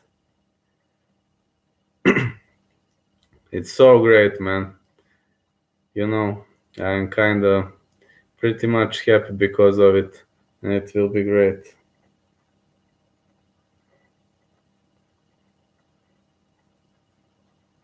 I'm so happy.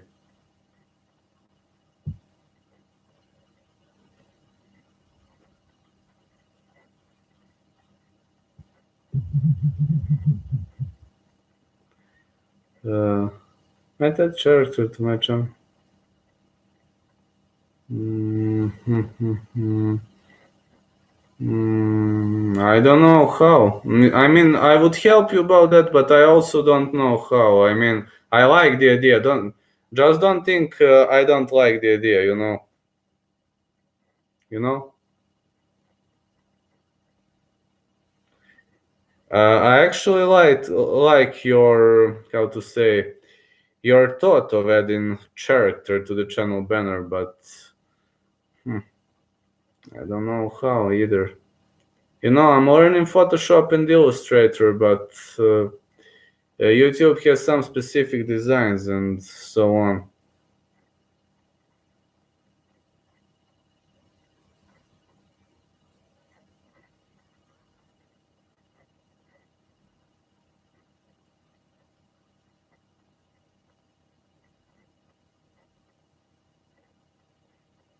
Uh, won't let me add white to flag, so I will leave the white part of flag transparent.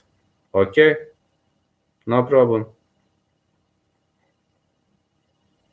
Yeah, you can leave it transparent. You see, it's Bulgarian flag. You see, white, green, red.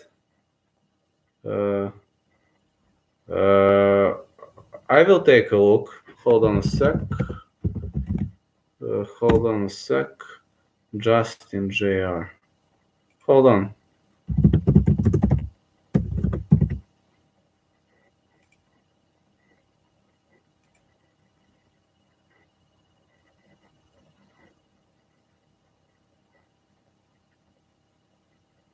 Whoa. Whoa, bro. Whoa, I like it, man. It rocks, man. Whoa, man, you made it awesomely, man. Let me see. Oh yeah, it's cool. Yeah, it's Juan Adams. Man, I really like it. I really, really do. How much did you need to make this? You probably needed an hour or so, but it looks awesome. No, I have solid knowledge of Photoshop Illustrator. I'm learning it on my academy. I'm beginning at Illustrator now, but I'm learning that web design. It's hard as hell. I believe so.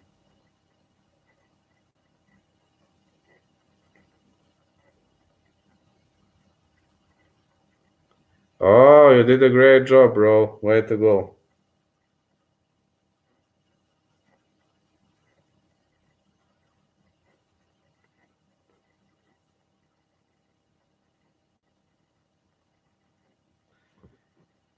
Oh, the site Canva. Oh, it's cool. It's cool, bro. It's actually really, really cool. Yeah, I just open Photoshop and I do some transformations which I was learning on my IT Academy and some, combine filters, combine overlays, combine, layers, various stuff. I mean, adjust the picture, then do transformation, transform, and such things. There are many, many web design tricks, perspective, warp tool, such things. That's what I basically do around it. And yeah, so unfortunately, if it doesn't want to let you, I mean, I understand. I understand.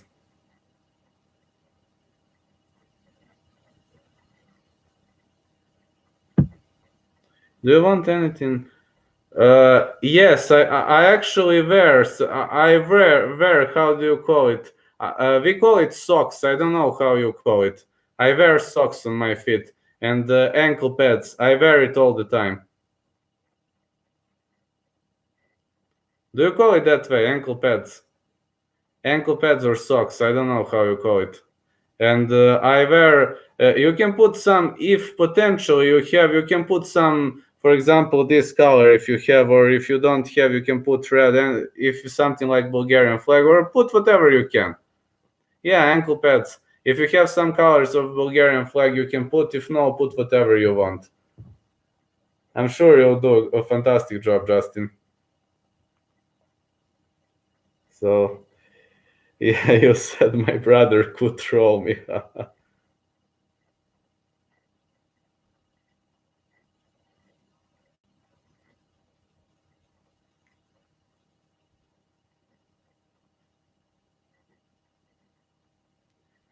uh, hmm. I have shorts is, slightly above the level of my knee. Like this above my knee. I don't know which kind of styles do you have, but a kind of longer one. I don't know how you call it.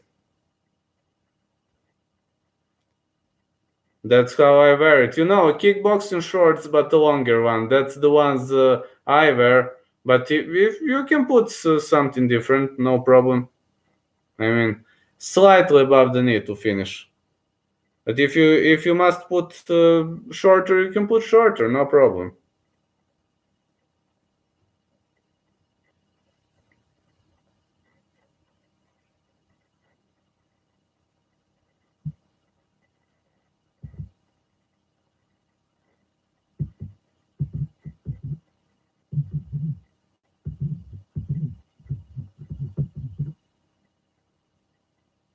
Oh yeah, cool, cool. All right, no problem. You can put tight ones.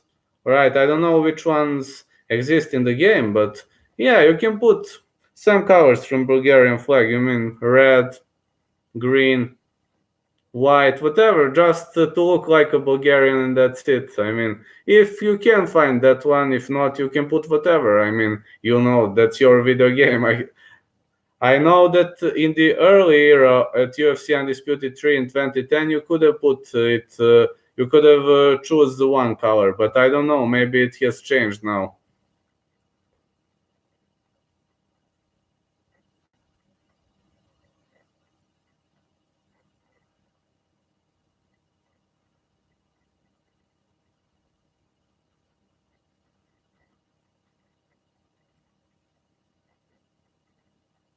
Uh, I get it. All right, put whatever you can, no problem. No, put whatever you can, no problem at all. Whatever you think sounds okay, you can put it. I'm fine with everything. I mean, I don't know what they have, so go for it. At UFC Undisputed 2, it was that earlier game you could have chosen, I think, green, red, violet, black, yellow. I can't remember. There were 7 or 6 colors. Mm, or 8 maybe for shorts. Can't remember now. It was very, very long time ago. I remember that I picked green. That's what I remember. But all right, maybe new video game, new rules. It's of course it's normal. I am good at submissions when I'm on my back. You know, not when I'm on the top. When I'm on my back, I'm good. When I'm on the top, no. When I'm on the top, I just elbow and pound. But off the back, yes. Off the back, yes. You know, defensive submissions, yes.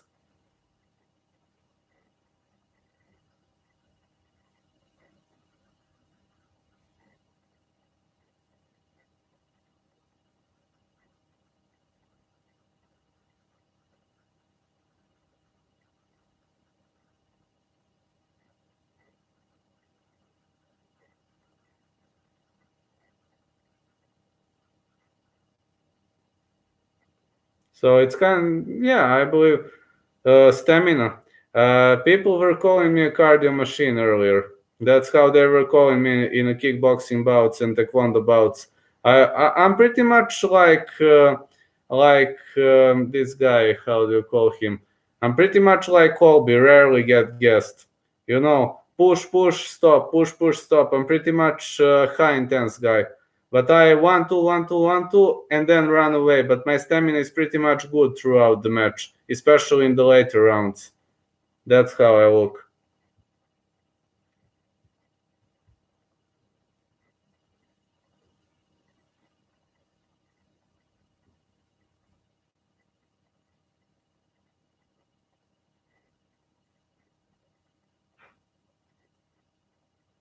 About other features, at striking, yes, at striking, I'm especially good at kicks. With punches, also, I'm pretty much good.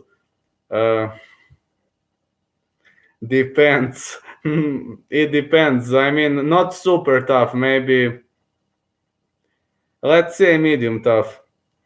I'm more like easy boy, you know, more like Israel Adesanya. That's how I am. Not super tough like you. No, that much. No, no way that much. More like, you know, running around the circles, punching, eat maybe 10, 15 shots, but I can't eat shots all day like Yoel or Blagoy can. That's not just me, unfortunately.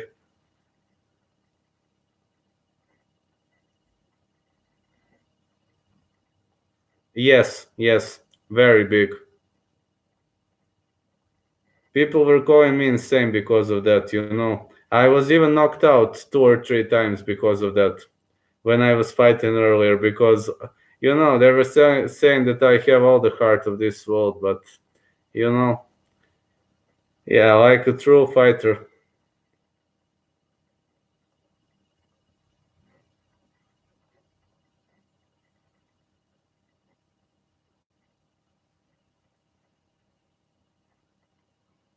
Like this lovely sport. Is there a better thing in life than this lovely sport of MMA?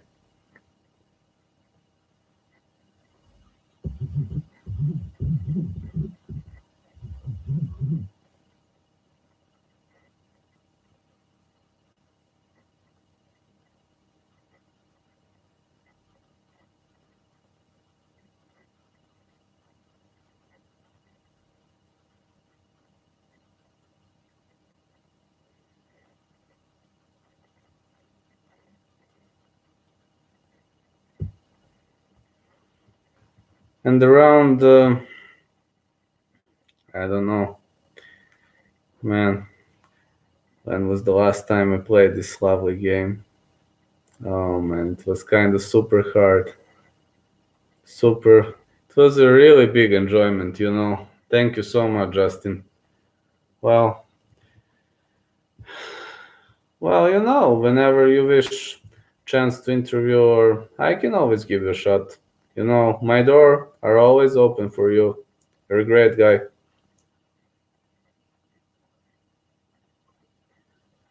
And I will see about Becky FC. Who else checks messages?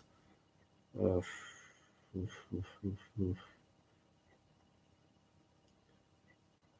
Joy Beltran checks messages, but I was in negotiation with him, but he replied on two, then didn't reply later. But he checks messages often, just to know.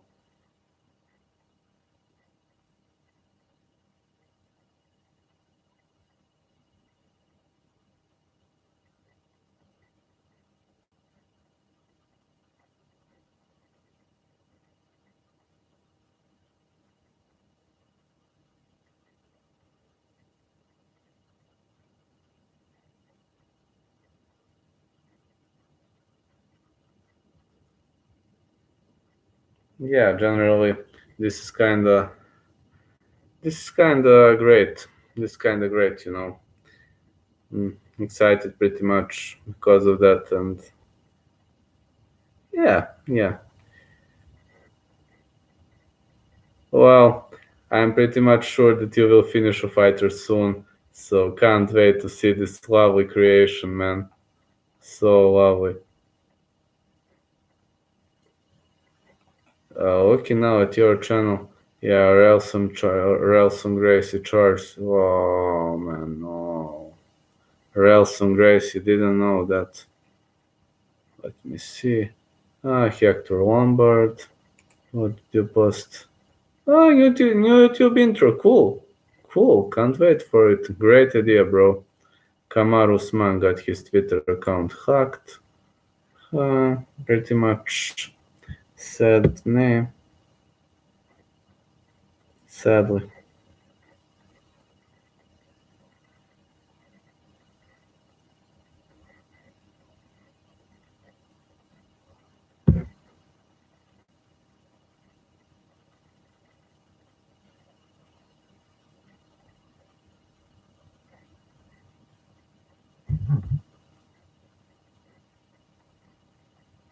Yeah, sadly, pretty much sad decision. Pretty much good for it, you know. Some fighters are okay, some not.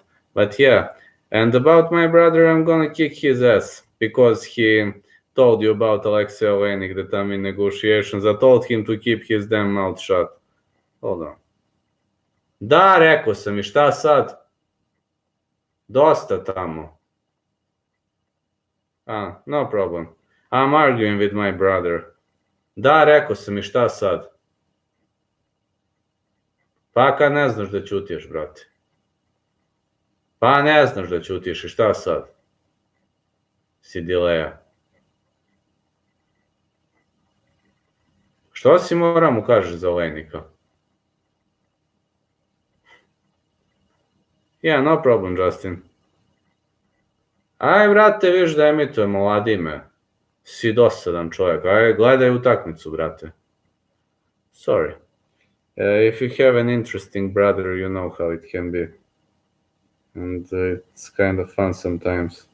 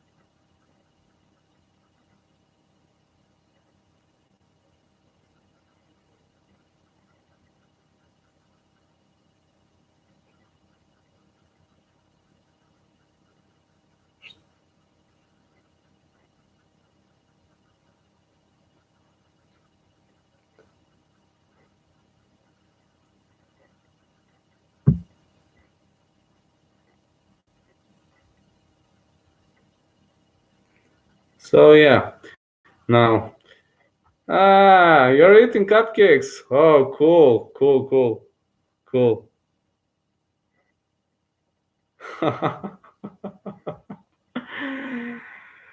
Well, I was just, I was planning to surprise you, with Alexei Olenik if I was able, to interview Alexei, but I told him, please keep your mouth shut. Because he is my brother, because, we are like yin and yang, we are pretty much different. That's me and him.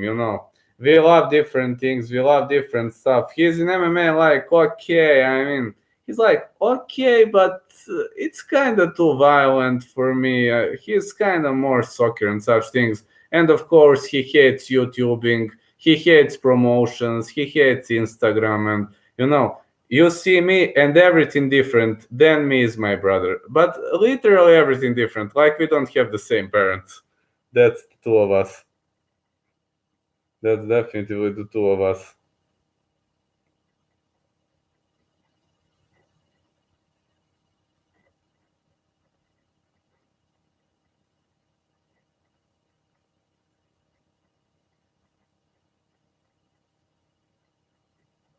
So yeah. He's kind of, a bit different. He even, for example, my brother bets sometimes. I never bet. He watches soccer all the time. I watch MMA. He's like, I like, for example, YouTubing and such things. But my brother, to see him on YouTube, he said that's not gonna happen, not in 100 years. That's what he said. He said, no, too much public attention. For him, everything is too much public attention. But for example, he goes out, for example, hanging with friends, doing such things, and I'm like pretty much introverted, and which is kind of okay. But something like this, YouTube, I'm kind of okay, no problem. I like fans. He's like, fans? No way, man. Are you out of your mind? That's him. We are 100% different. That's I don't understand how. I mean, I don't even know I don't even know how are we brothers. That's something I don't understand. But okay, I mean, such things. hmm, It's kind of weird, but cool. But you never know. It's kind of cool.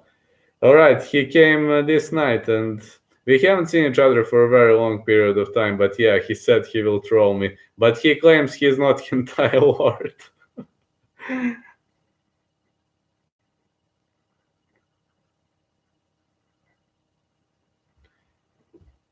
He was just, hold on. Hoćeš opet utakmicu? Da. Pa dobro, dobro, ajde. He is watching soccer game again, so he won't interrupt now. So how's creating character going, Dustin? Justin, sorry. I kinda misreplaced you with Dustin Poirier.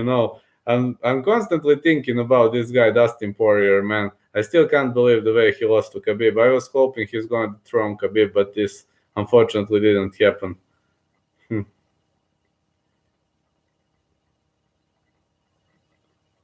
Yeah, but that fight. He even had Khabib rocked, and oh yeah, that's awesome, bro. That's awesome, man.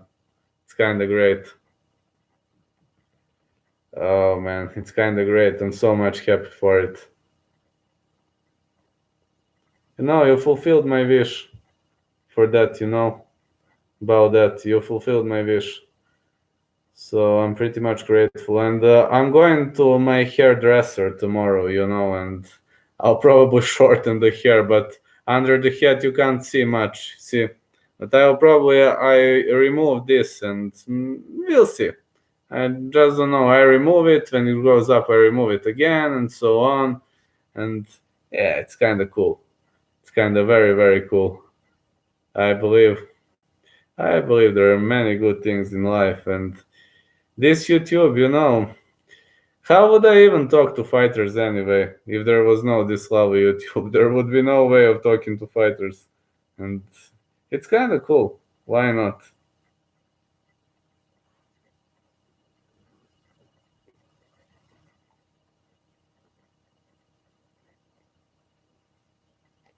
I like this a lot. And about Dustin Poirier, man, I kind of don't know whether he'll bounce back with, to that height he was, and he has never been trash talker. That's the reason why I respect that guy so much. But so sorry he lost to Khabib. He defeated Max Holloway. Kinda, I don't want to say outboxed him. He hits harder. That's the truth. But I was expecting more against Khabib, and that unfortunately didn't go well for him.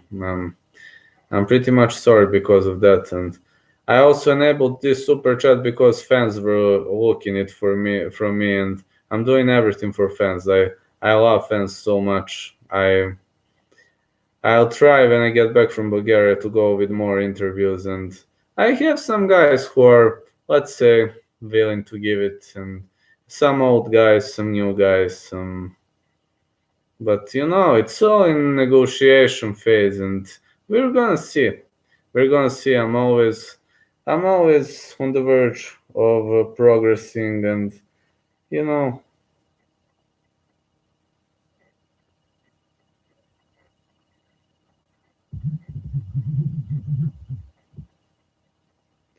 I'm always, I'm always thinking about what could be the next. How can I progress?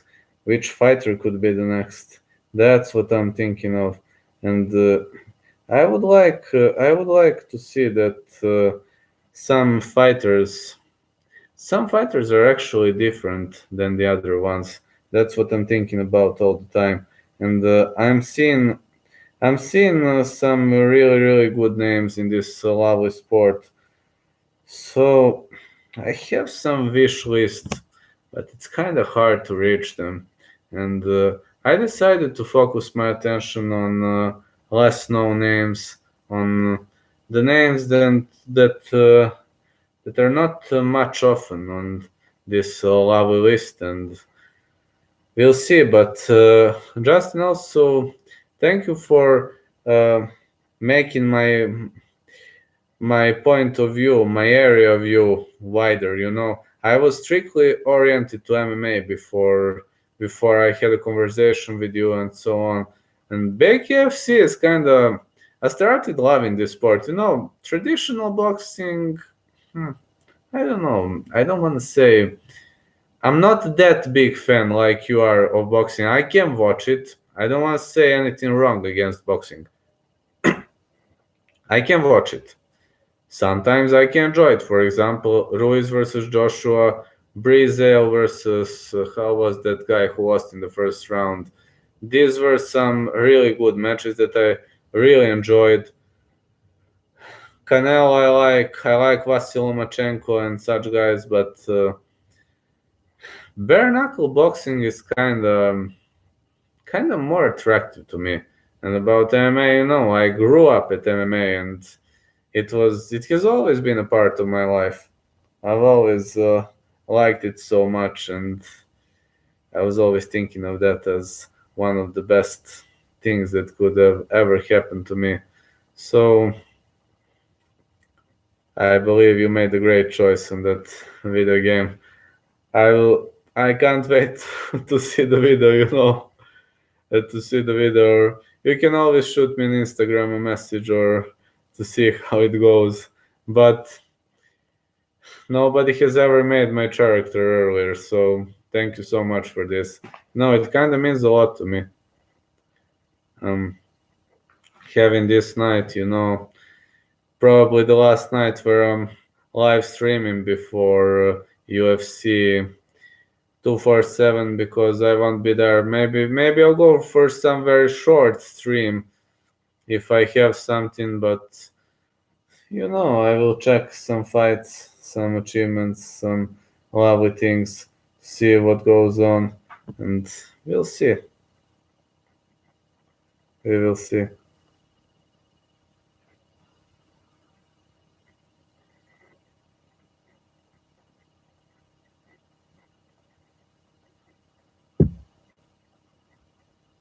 We'll generally see. But I believe some things are really, really great. No, I picked MMA journalism because I want to show the world that these guys have heart. They're not just heartless beasts who fight.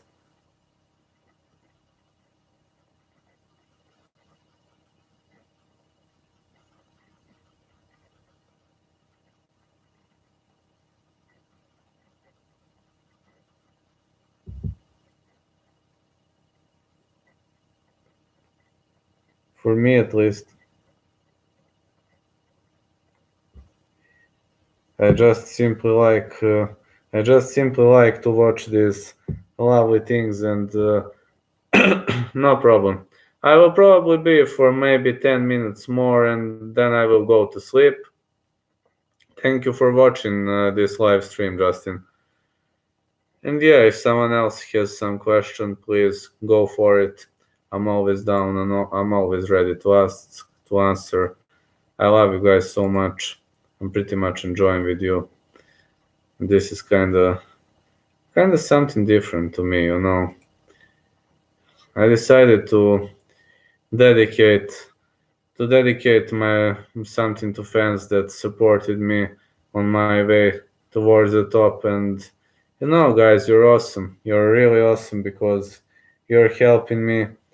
You're helping me to become better person, to become better guy, and you are helping me to progress.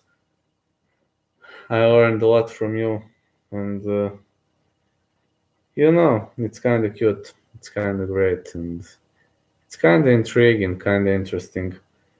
For me, at least, it's MMA journalism. I understand it as a part of my life and as a part of the connection to the outer world, as the part of I feel that I'm doing something good for the humanity, that I'm doing something good for these guys, for these fighters, that I'm helping them on their way. That's what I'm doing. I'm just going high. I'm just trying to show the world MMA that MMA is a great, very, very much great thing. That it's not something wrong. These guys are humans, just like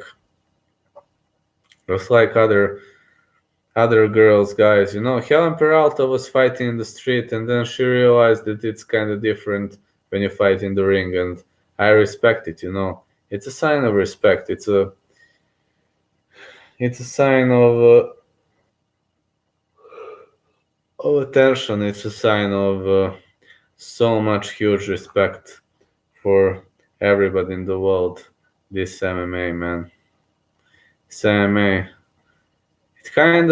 It kept me sane. It was one of uh, one of the best things I've ever seen, and I was always wondering, will it go and how will it happen? But it's turning good. I'm making a story here. I'm slowly progressing. I love this sport, and what is the difference between me and some other MMA journalists? The difference is because,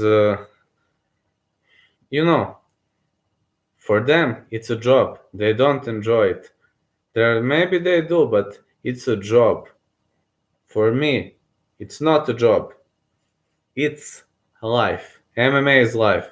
I'm working many other jobs. Okay, but for me, this is the way to this is the way to enjoy in front of the crowd. This is the way to help fighters go forward. I like to help them.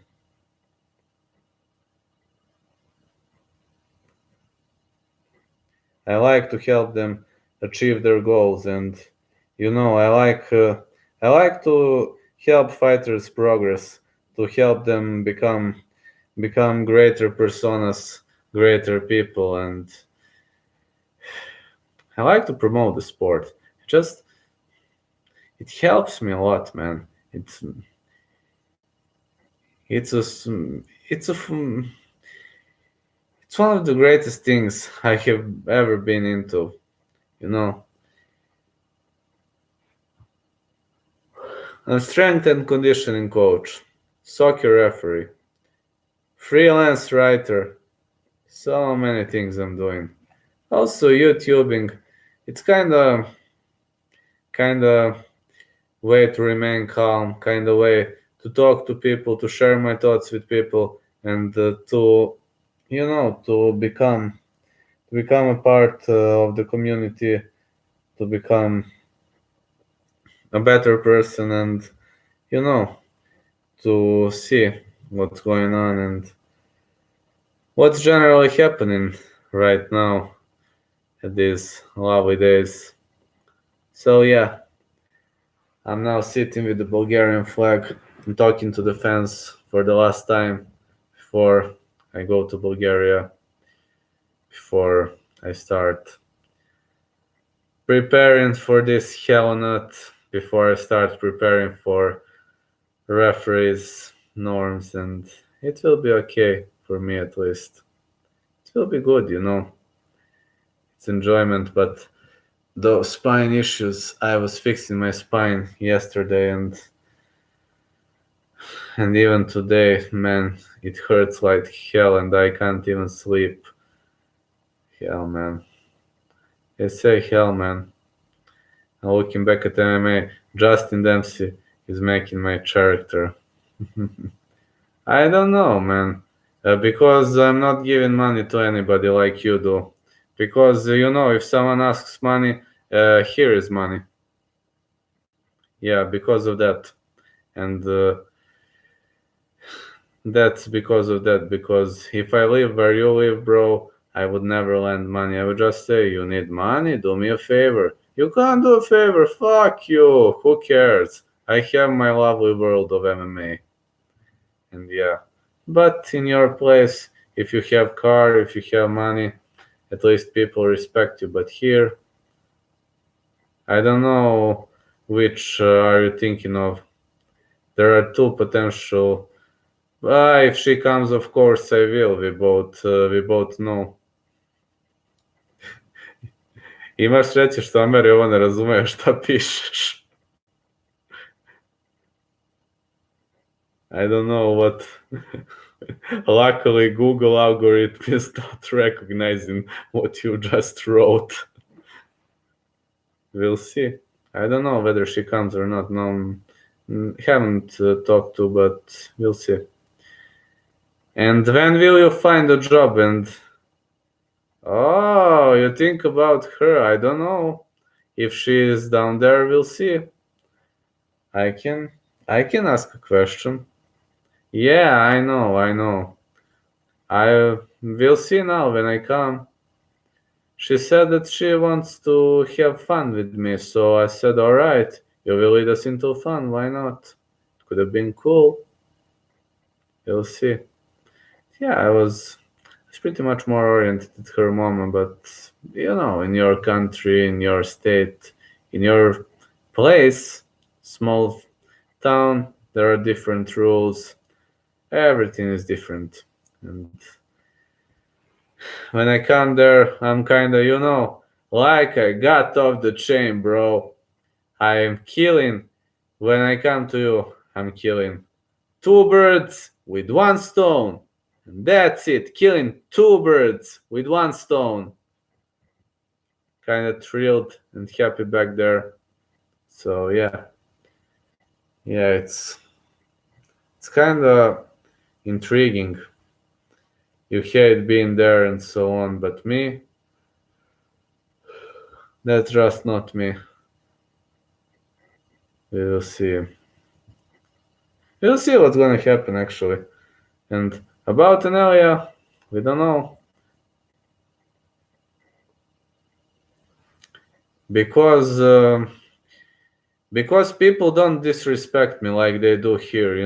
Here they believe I'm just a stupid dumbass who talks about MMA, who lives MMA life, and who wears Bulgarian flag and so on.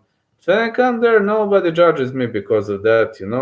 Nobody says, listen, they just don't pay attention. You're a foreigner, but I kind of don't feel more like a foreigner there. And I kind of don't feel that way. And I'll bring you laptop when I come. it's fixed, and I believe you like it, So you won't be able to scream that you don't have electricity anymore if you want to watch something. You can do it on the laptop. You have a smartphone now, so I will learn you that. You will get the laptop, and it's fair. I want to say it's fair. Of course, I love coming to your village because there are different rules, and I'm very much happy about the different rules that exist there. And I don't know, people are kind of different. Well, they don't know, but at least they don't listen. They behave differently towards me. I know they hate me and such things. It's okay, but at least they know who I am. Here, I'm a fool who speaks about MMA, and 99% of female population are telling me that. At your area, they're like, we don't care, what are you doing? I mean, if you have money, we don't care. Hate is normal. I got used to hate and such things, but it's not making a problem to me. I mean, hate is hate, so what? But the thing that makes a problem here is because everybody are unhappy. Everybody wants someone who works in the state. When I got there are no unnecessary. I mean, there is stress, of course, but there is no unnecessary stress that I have to listen every day from someone that I'm a guy who's gonna waste his life and so on. I mean, just tell me one guy, one Bulgarian guy who interviewed the former UFC title contender. You won't find it.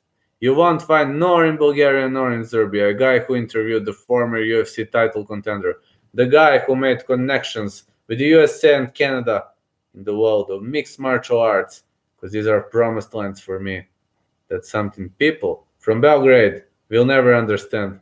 When I was in Sofia, people are like, we don't care. All right, you did it. We don't care. Like in Serbia, no. You're wrong. You're wrong. You're wrong. It's only important that they are always right. Who is happy? I don't know. I don't know. You got to ask. You got to ask your ass, of course. I don't know who's happy. I don't want to say I'm happy. I probably won't be happy because I have to run through those damn mountains and so on. But I will probably be very frustrated because I have to run. But shit happens. Shit happens, and you see that I'm coughing from this stupid pollution here, Serbian. I don't know. There are scammers everywhere, but there are scammers everywhere. So yeah, actually, yeah. You are still playing my channel when you have time, so I'm pretty much thankful to you for that.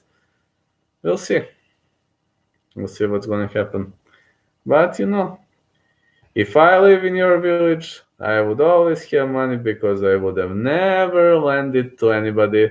You want to lend money? Screw you. Let your mama lend you money. I can lend you middle finger. I can lend you this. That's it. So yeah, it's kind of different. Showing middle finger to guys who want money. That's my new hobby. Showing middle finger to guys who want money and to girls who want money. Ha! It's cool. It's actually cool. It's my new hobby, because they believe they will get something. Then they say, "Don't you ever talk to me again like this?" And no, well, guys, I don't have friends. You understand me? I have business partners. I don't have friends, and I don't give a fuck. Will you help me to fix a basketball court? Well, I don't know how to fix it, but if I can do something, why not? But I don't know how to fix it. I mean, why not? We can give it a shot.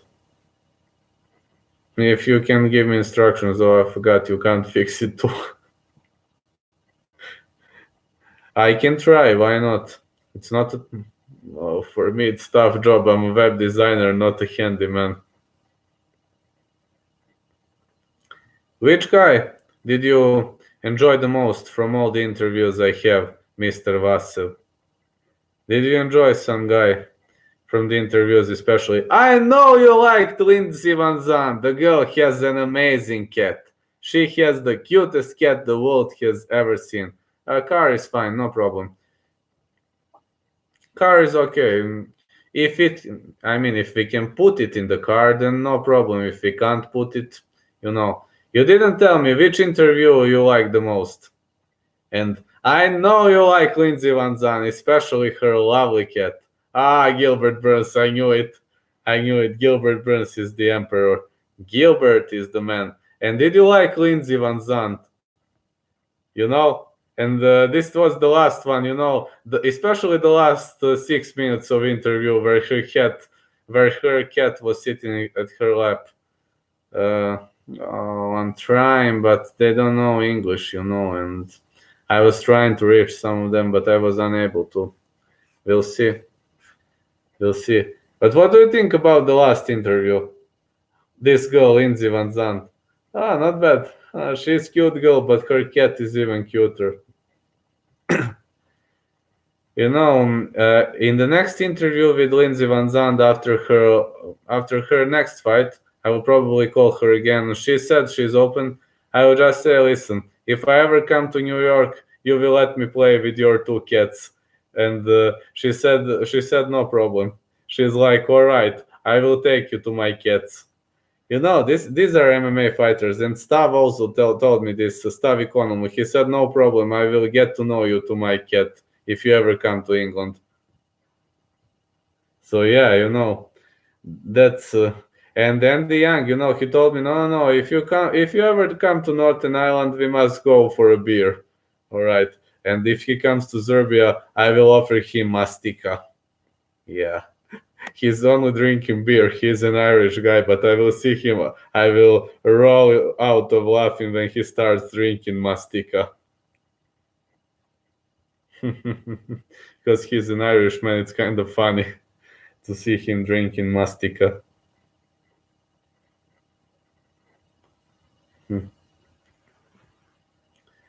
No, fighters are good, of course, but it will be good. We'll see. We'll definitely see. Some things will never change. Some passion for it and so on.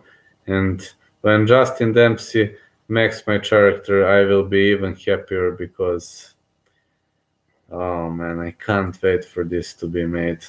So great, man. So great. Justin Dempsey will make my character. It's awesome. It's really, really awesome. And I'm so much thrilled for that. Can't be happier. I'm finally getting my lovely character in a video game, and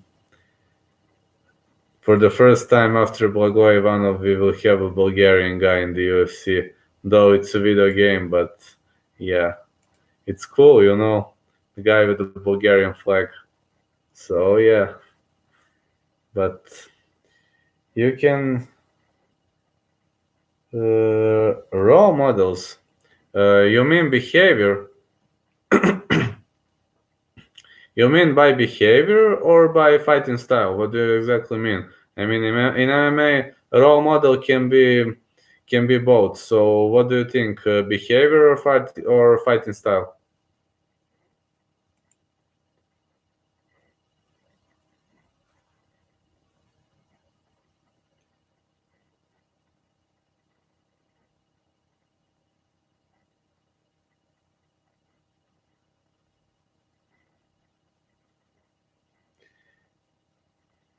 Um, yeah, I will answer it.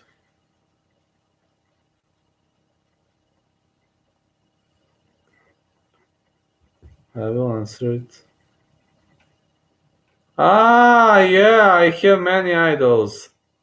Yeah, I have many of them. Anderson Silva, Israel Adesanya, Gilbert Burns. Let me see. I liked Conor earlier. Now, no. Donald the Cowboy Cerrone. Who else? No, it's tough. It's tough to make a connection. Lyoto Machida, yeah, he meant a lot to me. Anthony Showtime Pettis, these are idols. How many idols did you interview, Eleni? You know, I'm gonna kill you. You're such a boring man. Why do you care about? Did I told you not to tell Justin? I told you it's a secret, you dumbass idiot. You don't want to stop trolling. So yeah, like about idols, yeah, it's let me think. Yeah, Nate and Nick Diaz. Yeah, Nate and Nick Diaz. I pretty much grew up on their boxing, Chin and BJJ. Yeah, looking back at strikers, Mirko Cro Cop. Yeah, he was my idol earlier. Uh, Alistair Overeem. I liked him earlier a lot, but when he was Uberim, when it was an era of Uberim, I liked him a lot. But now looking back at today's version of Alistair Overeem, I think he won that fight against Rosenstrike. But 4 seconds before the final bell, it was stopped because of a cut lip, and that Robbie Lawler fought with his lip cut. So I believe Alistair won that fight. Generally, I really believe that, and yeah, I kind of believe it's cool. I liked it a lot. It's cool. I enjoyed it. So why not? Why not, man? So yeah, I'll go to sleep now. I have a lot of obligations. Kobe died 4 days ago. Here in 4 days, crying to his. Oh man, I don't know whether you know him, but I cried when Kid Yamamoto died. If you know him, Norifumi Kid Yamamoto. It's a Japanese fighter. It's a fighter that left an undeletable trail, and yeah, it's Norifumi Yamamoto. He died of cancer. Unfortunately, he died of bone cancer. He left 3 children behind him, and he was but he married very early on.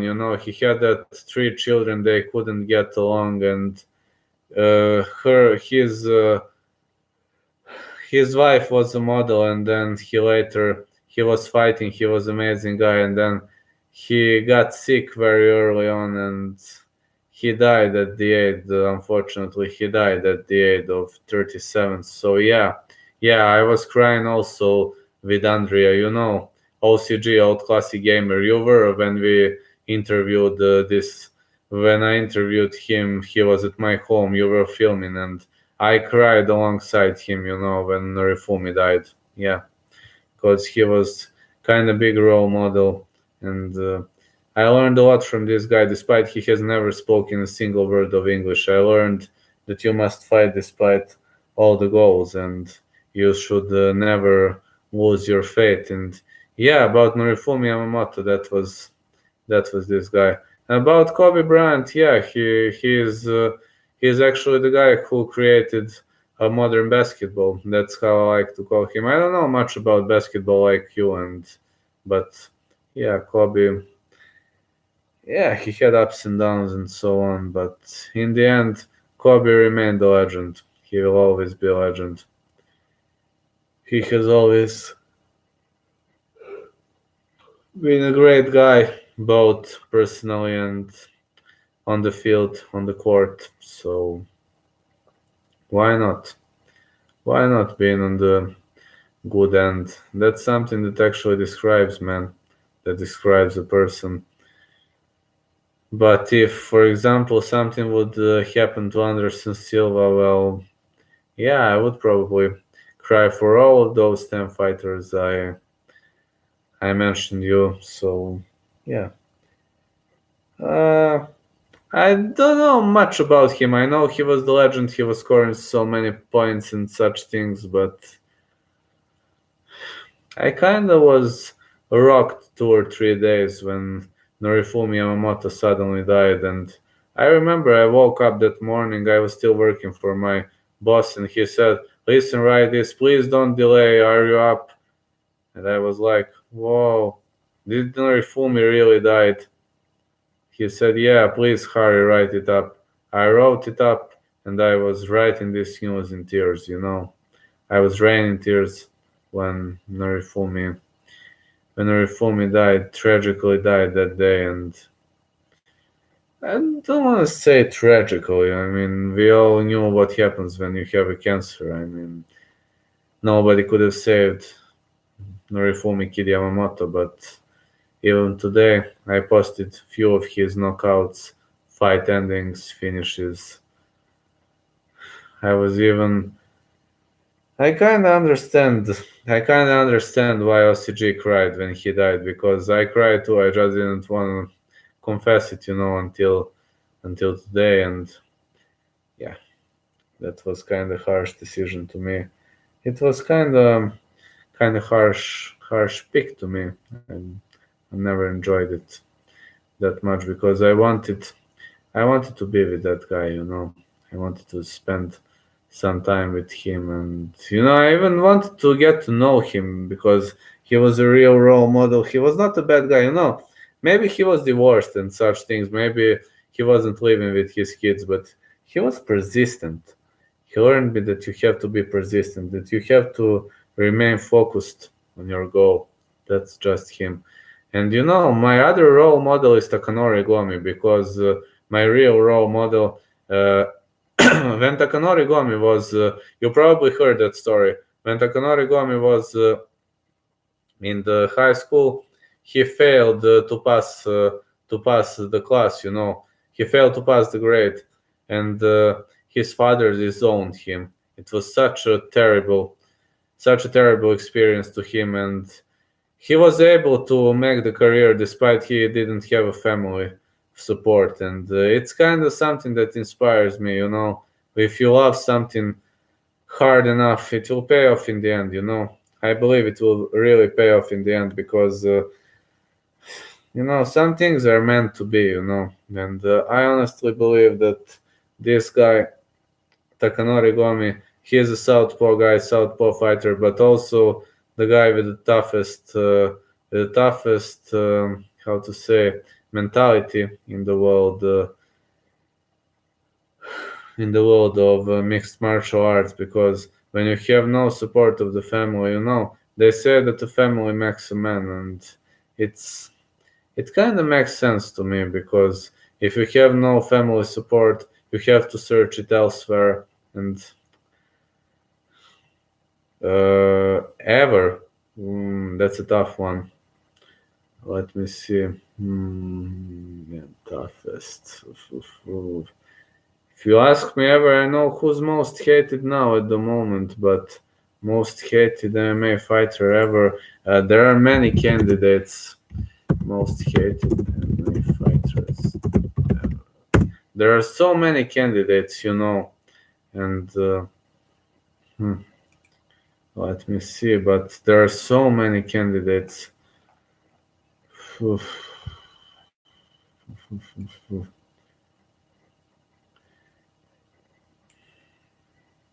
Mm, There are fighters with many haters, but the most negative guys, while many hated Tito Ortiz, many hated Michael Bisping because of his trash talk. There are many names. But the most hated fighter for me is Josh Koscheck. Josh Koscheck because he fakes all the time. He fakes that he received a strike. And in the match against Paul Daly, he faked the knee to the head, which is a penalty. And Paul Daly's point was abducted. Paul Daly lost the fight because of that. And yeah, for me, that's Josh Koscheck. For some people, it's Diaz brothers because of their cocky attitude and such things. And of course, Conor McGregor. I mean, people love him so much, but he has a lot of haters, and he deserves it. I mean, the old version of Conor McGregor. That's the most hated guy. BJ Penn too, because he was doing some really, really bad things in his life, and he was fighting some guys in the street, and he kind of snapped. John Jones is also one of the most hated guys because of his dirty strikes, illegal blows, and such things. Yeah, it's John Jones actually, John Jones. So yeah, such guys. Some people hate Matt Hughes because of his post-fight actions. Quinton Rampage Jackson is not on the list of good, but also Charles Sonnen. Man, Charles Sonnen is a good dude now, but what was he doing during his career? He was trash talking everybody. Now also Colby Covington is one of the most hated guys because he threatens to everybody, challenges everybody, mocks everybody. People don't like that. Yeah, it's a kind of tough list, kind of tough list. So yeah, thank you all for the support. I will go sleep now. It was a great pleasure, It was a great pleasure to be with you and hear you all next time. Have a great day. Good night to everyone.